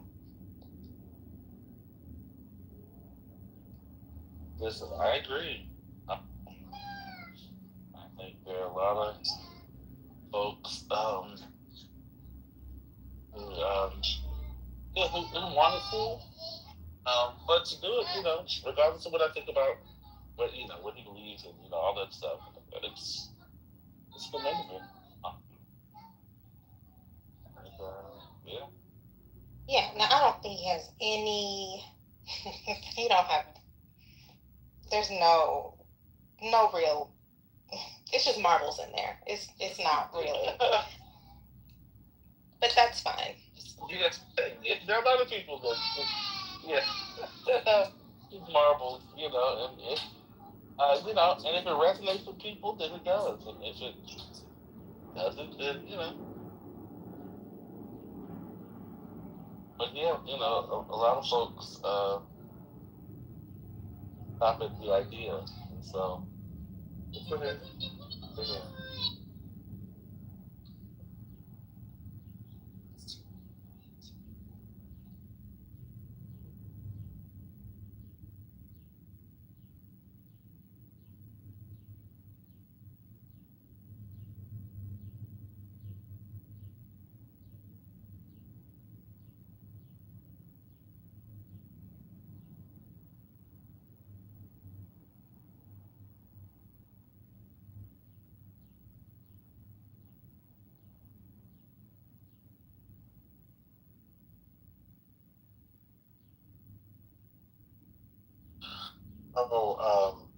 I have a friend who lives in DC and works in DC. He left the office about 45 minutes ago, and he had to walk through part of the mall, and he said that it looks like a Klan rally. That's what he said. He said it looks like people just descended on DC from Mississippi and Alabama, and a lot of the people that he saw look a particular way. He likened it to a Klan rally. I thought that was funny. I think they're here for the Independence Day festivities that are coming up.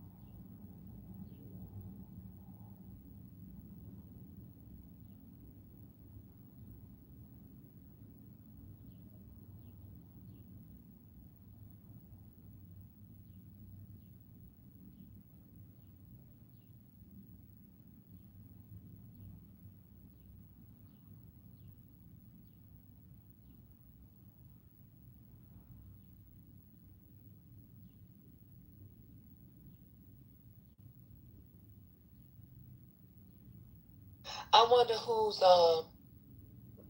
military child is that goalie.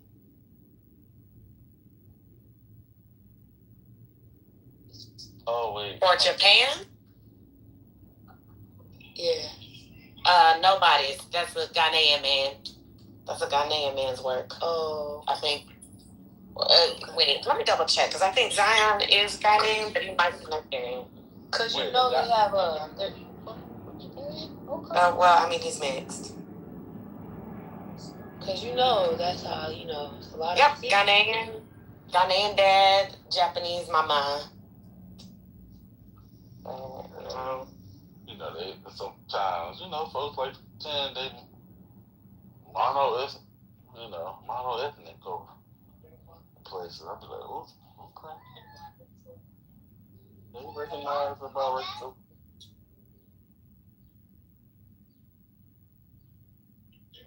This game is going to end in a draw with hopefully Japan coming out as number 2, given the head-to-heads. Ooh, Bonnet just came in the room. I gotta tell her something.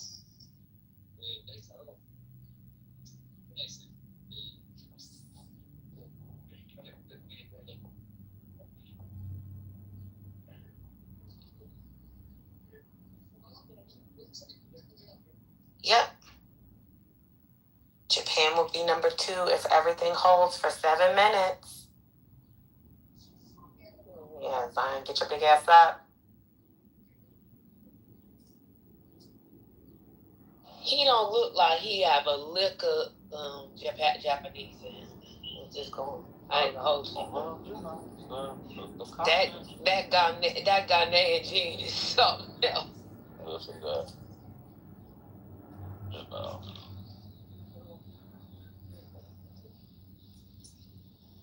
Oh, okay. I just trying to see it. Okay. Now they got to defend this corner.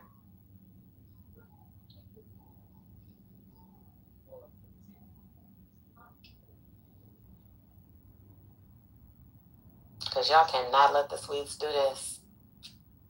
Y'all will not. Period, Zion. Period. That goalie is Japanese. Yes. Yeah, his mama. Period, Zion. Period. Y'all see my nephew? Look at him. How your nephew? That's insane. Listen. I be claiming everybody as a kinfolk after a while, okay? Oh my God. Wait, Sweden got a black person? They have 2. I like the one who has the twist out. Red. The twist. Yeah, that's who I was looking for. Yeah. He's the one who scored for Sweden. He was talking a lot of shit. I said, I like that. Tunis. Oh, they all at the bottom. That's crazy. Yeah, I mean, listen, they be getting their ass beat. Tunisia is crazy. Okay? They let Japan score 4 on them, let Sweden score 5 on them. Let me go see what the Netherlands did. They won 3-1. 3? Yeah, 3-1. They had 1 goal, girl. I saw the game. No. I'm saying all that because, Japan had it 4-0, Sweden had it 5-1, and Netherlands could only do 3? Yeah, they had came back. They finally warmed up. These Europeans, man. Some of these European teams are, I'm not liking what I'm seeing. Where's Roger? The European defender. Yes, that's what. See, look at what Elena said in the chat about the goalie. That's what I thought. He was born in I thought it was something U.S. about that man. Yeah. Y'all got me thinking I'm crazy. Zion is one of those who was in a 3-way situation where he could have played for the U.S. team, but is playing for the Japanese team. It sucks though. We don't really have a good depth at the goalie. We could have used one of these days we're gonna have it all. One of these days we are going to have it all. We went from having a great goalie and pretty good defense to having shit defense and goalies, great offensive capacities. One day we'll have a complete team with all of it. You know what? They should abolish the MLS. They need to do something to it. This is what I'm saying. Wait, why? Yeah, why? They should expand the Premier League and bring a team here. Oh, that's what's up. Like a few teams here, yeah. Well, what's Like, crazy? What's crazy about it is that they have they're building all these different academies here. The premier teams, and not even premier. I want to say Spain, Real Madrid also is building an academy here. So many of them are building academies here, which I think is just for the best. Take whatever American talent you can get and funnel them over that way, I guess. Because then they can come back home and play for the USMNT team. Exactly. It's a pipeline.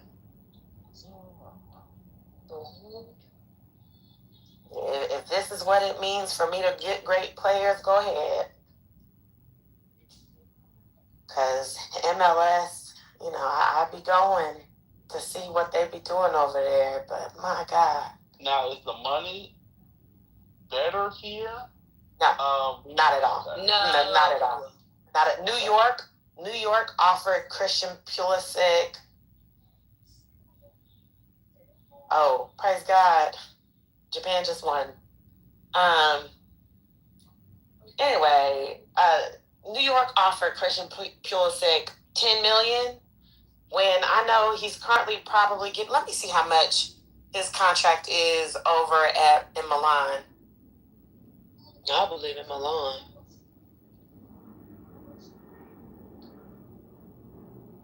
I just saw him too last time. Yeah.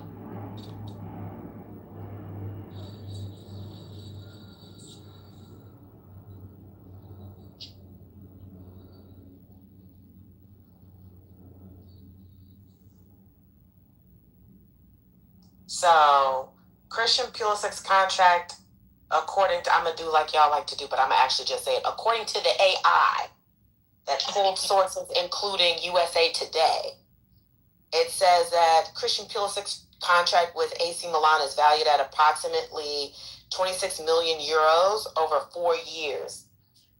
And New York is saying 10 million. Like, come on, get out of here. Dollars, USD. Like, get out of here. Not offering no damn money. And the boy is still young and informed. He can still make millions of dollars over there in Europe.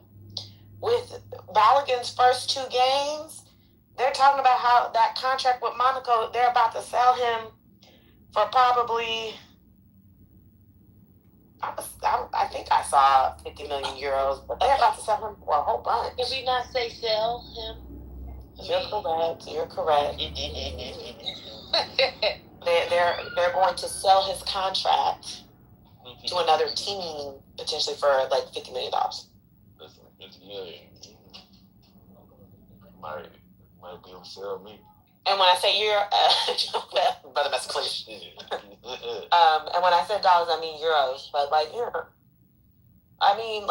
you're over in Europe making money. The MLS should not be seeing a lot of the top U.S. talent, like the Christian Pulisic, until they are like 35 and want to retire. And so they come home, play for 2 years, and it's real crap, and then they retire. And that's it. Isn't that what Beckham did? I mean, he's obviously listen, that's what Beckham did. That's what Messi's doing. That's what half the league in Europe does. Latan did it, but then he went right back because he said, actually, I'm not an old fuck. I can still play. And then went right back over to Europe and was in them leagues kicking balls like he never left. Okay. So many Germans are doing it. Started with Bastian Schweinsteiger, and now you have Thomas Mueller over here doing the same thing. That's a Golden Boot winner from a World Cup. English players did it. Antoine Griezmann came over here, a Frenchman who literally won a World Cup in 2018. Now plays for MLS here in the States. Son left Tottenham to come over here. It's too many people who leave European leagues to retire in California or New York, maybe Chicago, depending.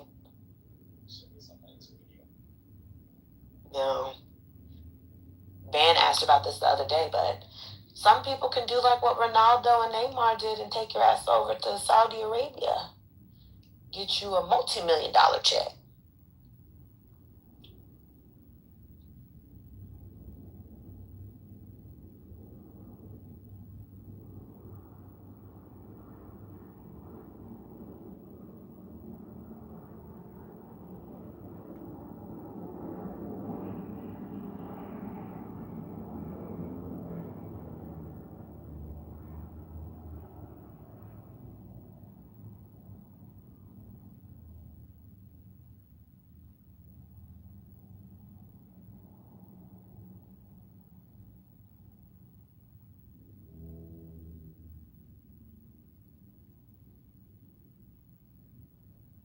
When did the women play?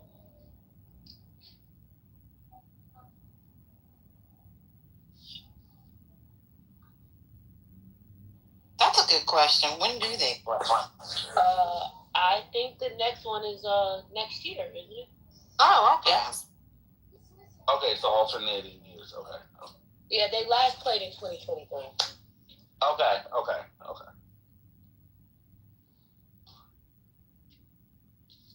Well, wait a minute. Aren't the Olympics next year? No, yeah, soccer has nothing to do with the FIFA. Soccer doesn't work. The FIFA I World thought Cup the Olympics will be till 28. Yeah, it's 28. Okay. Well, I mean, because soccer is also. Yeah, but it's not the same. Okay. This is the FIFA World Cup. It's not had nothing to do with the U.S. I know, but I'm the question I have are the same players who are going to play in both FIFA and the Olympics. That's what I'm asking. It depends on the country and like the players. Some countries might use their younger players, or like if your World Cup is your A team, you might use your B team to play at the Olympics. You know, maybe some of your stars want to go to the Olympics, so they go. Some of your stars might not want to go because they want to, continue on with where they are at their club and get back into form ahead of the season. So it all depends. Okay, got it.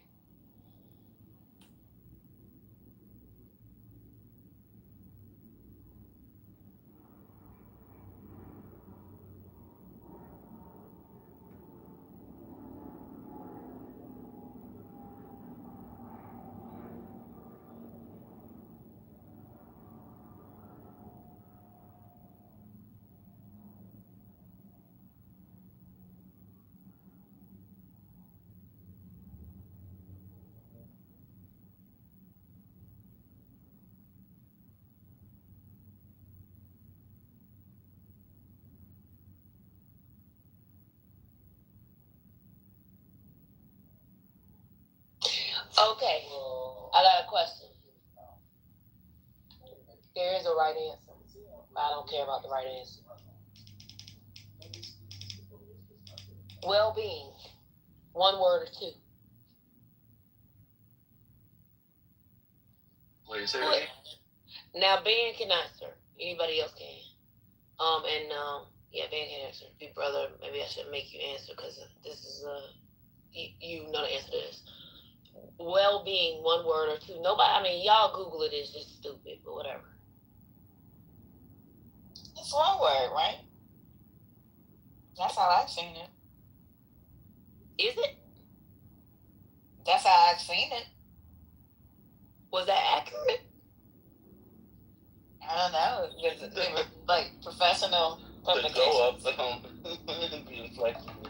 It wasn't like a impersonal where I've seen it. It was what? It wasn't like a personal writing. They're professional writings, like when they talk about outcomes.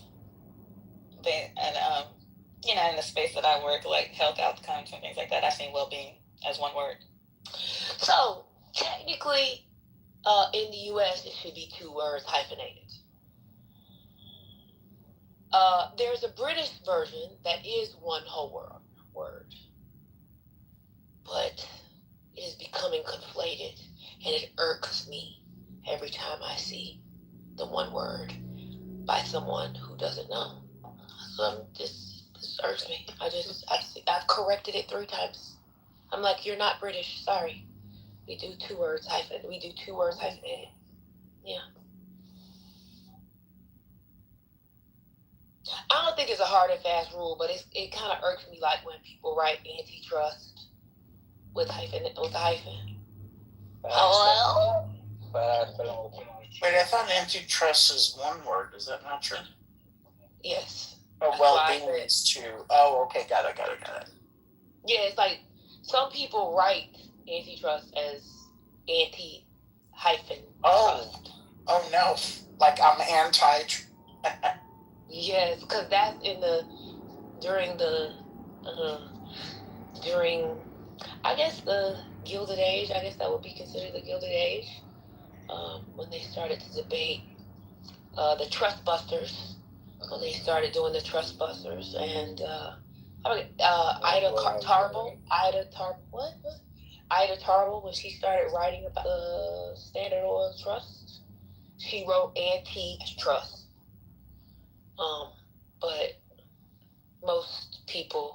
majority of people write it, I think, one word now. I mean, and sometimes we laugh at people when they write it too, like anti-trust. We laugh.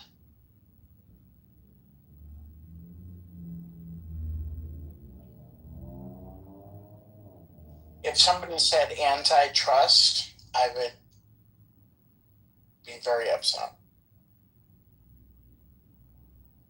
They said antitrust?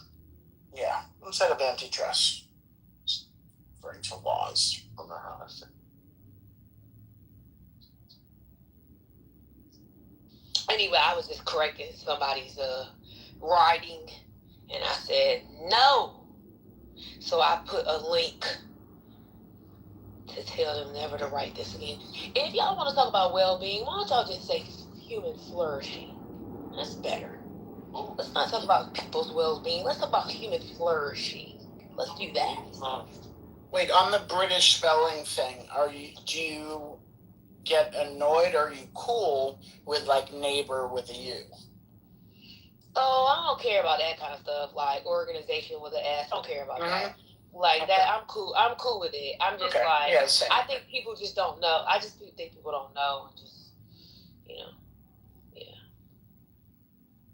I don't think if you write in something to be published in the U.S., I don't think you should be writing with a neighbor with a U or organization with an S. Yeah, I agree. I agree with that. But if I have my like phone to UK settings, that may pop up, and I'm fine with that because it's just a text. Yeah.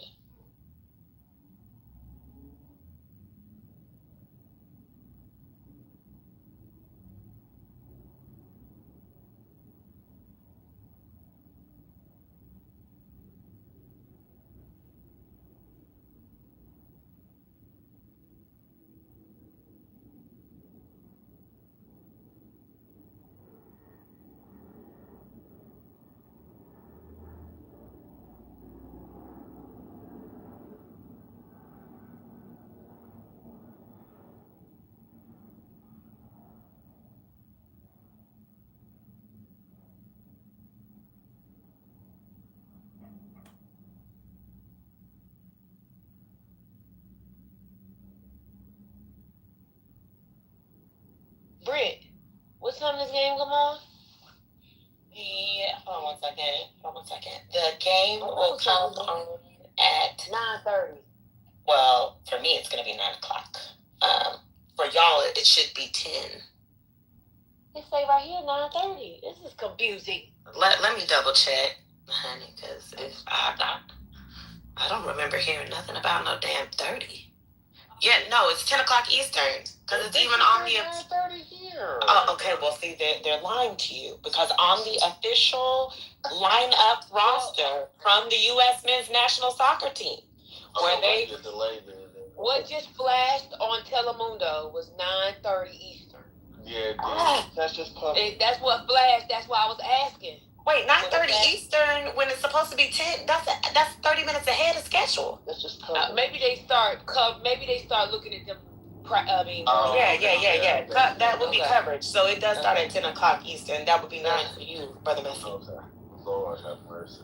And the roster, y'all are not going. Well, y'all are going to see Timothy, and I love Timothy, so there's that. And y'all are also going to see Weston, so there's that. Why is Beaver in the chat? Somebody, y'all better be good. Y'all better. What is Beaver doing? Y'all better play my 10 friend. Eastern covered. Well, you know. Lord bless it. You don't know what he's doing. All day. Let me just tell y'all. All day I deal with that. All day. Sometimes in the nighttime I don't want to deal with that. Oh God. Oh, Spiritus, are you there? Yes, ma'am. Fabulous. I need to double check their roster, but there is a young man on the Turkey team who everybody's been going up for because they think that he's so attractive. He's made all of the attractive soccer player lists. So I'll be the judge of that. Okay. Exactly. So that's one thing to look out for, and then you'll see Timothy, and so there's that. Oh, thank you for that heads up. Episode 10, in case you're wondering. Oh, praise God, you will be up to date by this weekend. Oh, I can't wait. Yes, gay Pride weekend aside, I will be caught up. Oh my God. You're watching The Polygamist? No, he watching Love Island. He's a gay. But this is That clarification wasn't said. I need it. It took me out. I'm so sorry for laughing. That's a lot. That was extra, to be honest. Well, I mean, from one to another. How about that? I just think the white boy is bulimic because the first episode, I thought he had a decent body. He's shriveling away by episode 10. Well, I mean, you also have to remember they for all of them get put on a fake ass crash diet, and so because they're not eating like that, they all like lose a whole bunch of weight on that damn show as time goes on. I need to get on that show. Wait. I mean, Scotty, you can just get some GLP-1. What's going on? This is true. I'm too lazy. Yeah. Go ahead and get you a Wegovy. What's you call it? Wegovy pill. What's it? Is it Wegovy? Yeah. I'm not lying. Wegovy pill. I'm not lying. I have eyes and I see what's happening here. So I don't know. That's another comment. Wait, I'm not talking about no side effects. No, I'm just saying to you. You said. Oh yeah. That No, you need the diet. Okay, yeah. And I know you okay, so I'm pretty sure you already had the Wegovy before it was out. So anyway, go ahead. Oh my. Yeah, I'm also Gen X too. So. What does that mean? You got Botox? That's what that means? What happened? What's going on? Who said that? Who's spreading lies? You got Botox, honey. Spiritus, you got Botox. Oh, you can tell us. Who is spreading lies on this damn dirty filthy? I have lip fillers. Did you know that? All I'm saying, you know what? I'm not saying anything. Okay. I got lip fillers. You know what kind of lip fillers I got? Hello? I don't know what lip fillers are. Oh, you don't want to fall for it. Okay, I got you.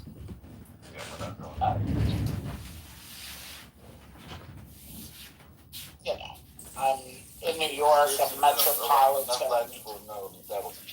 Yeah, it was a trap because he was gonna say, "Oh, girl, what kind of lip fillers you got?" And I was like, "Negro ones." Oh. I don't even know what the names of lip fillers are. I'm not that dialed in yet. But also, I don't need them, so thank you. Man, that's insane.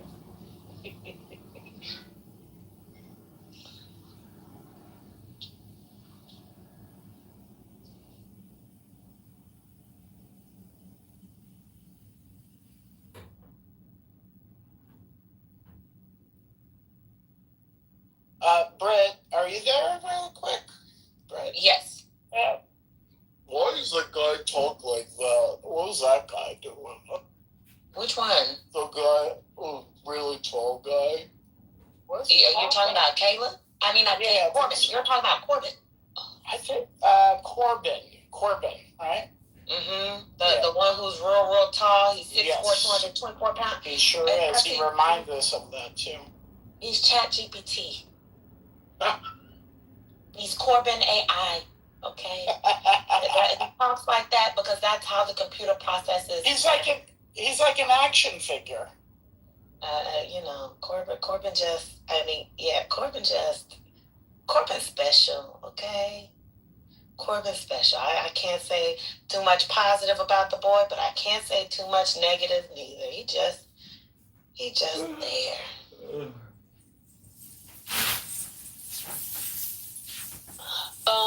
Have y'all seen the Poly Market ad?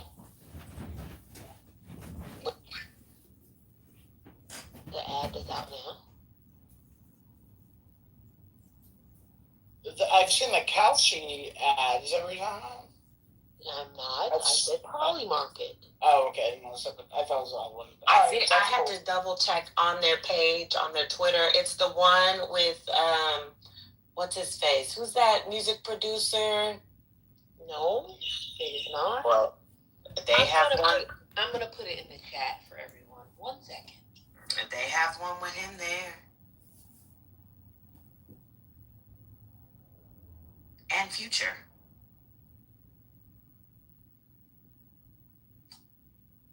I see their soccer ad. Yo, Britt, are you there? I'm here. Can you hear me? Okay, I got headphones in. No, we're not doing this tonight, Jordy. Y'all gonna have to open your own private. No. No. We're not doing this tonight. No.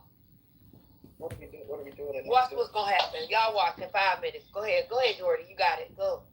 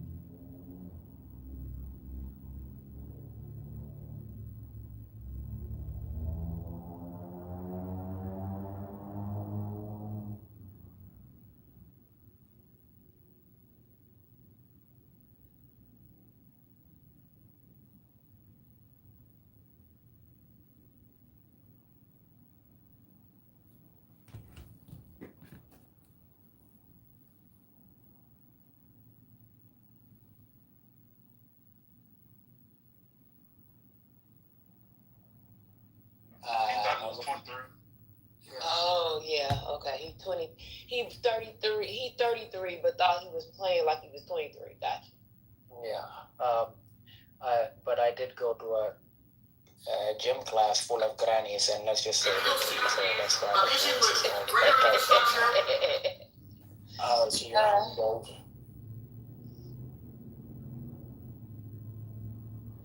Sorry, a gym full of what? Grannies. Oh. Yeah. Boy. Oh Lord, let me tell you something. That G and R sounded like something else. Yeah. No thanks.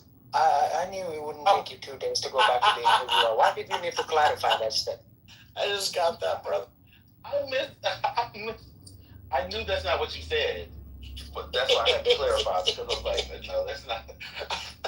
Tell me more. Tell me. You can't help yourself. Oh my Same old person. Same old. No, the fact that y'all are committed to me not being wholesome is insane. Listen, I ain't committed to shit. You're just who you are. Just accept it. You are a messy human being. There's nothing wrong with it. Oh no, he's not. Okay. How about this? He's a wholesome, messy human being. Does that work for you, your mama? I think he just. Because I'm not leaving out the messy part of it. Okay, well, I think that's a persona he uses for the app. I don't think he's really messy. You know, it's funny. He used to be so wholesome though, and then he started trolling. Then should we just call him Trollsome? Because someone tried that. Oh yeah, Trollsome would be good. Okay, I'm happy to call him Trollsome. He's still a little bit messy though. I do like Brother Messy though. That's a very good name. You know, I left out something. It hit me last night. One of the things, when I'm overwhelmed trying to solve a problem at work, and this is very weird, and I've maybe for some reason my brain is fried. I think back at conversations on this app, and then, ideas start flowing just naturally.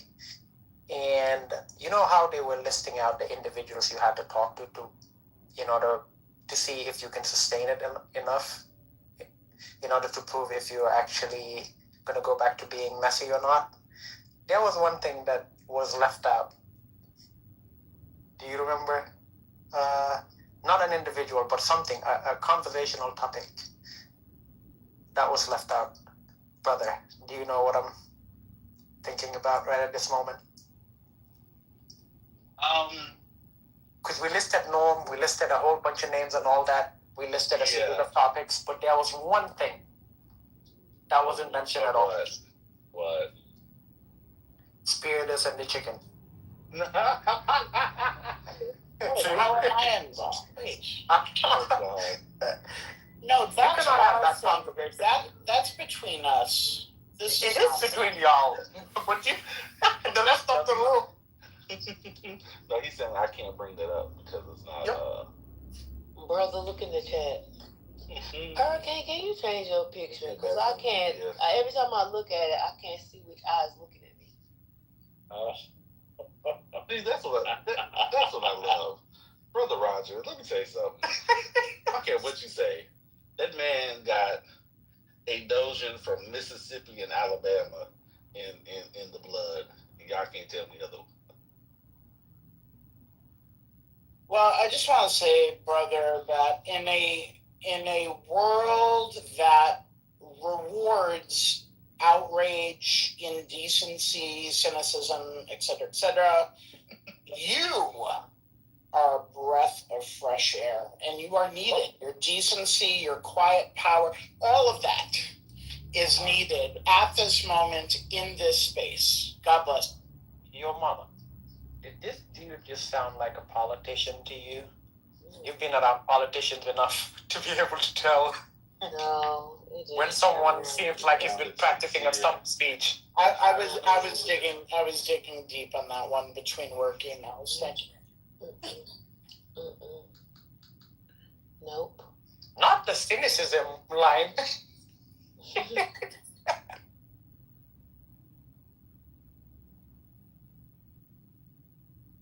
Anyway, your team did good, Yo Mama, yesterday. You guys got a good win. I was worried for 1 minute. Yeah, they were gonna win that game, but you know, Haiti did what they could.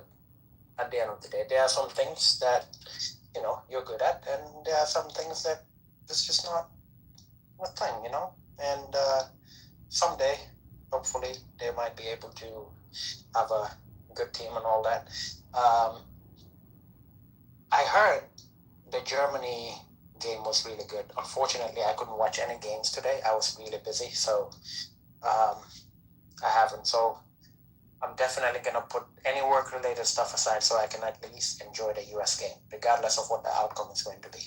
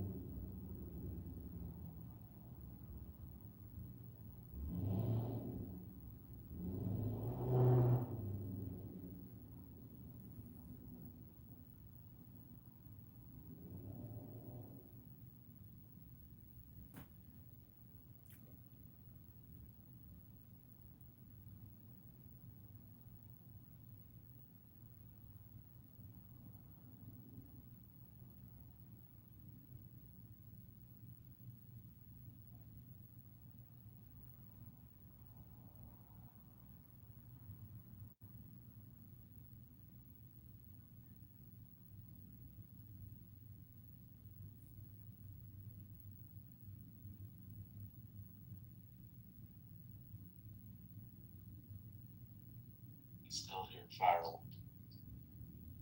Still celebrating Juneteenth.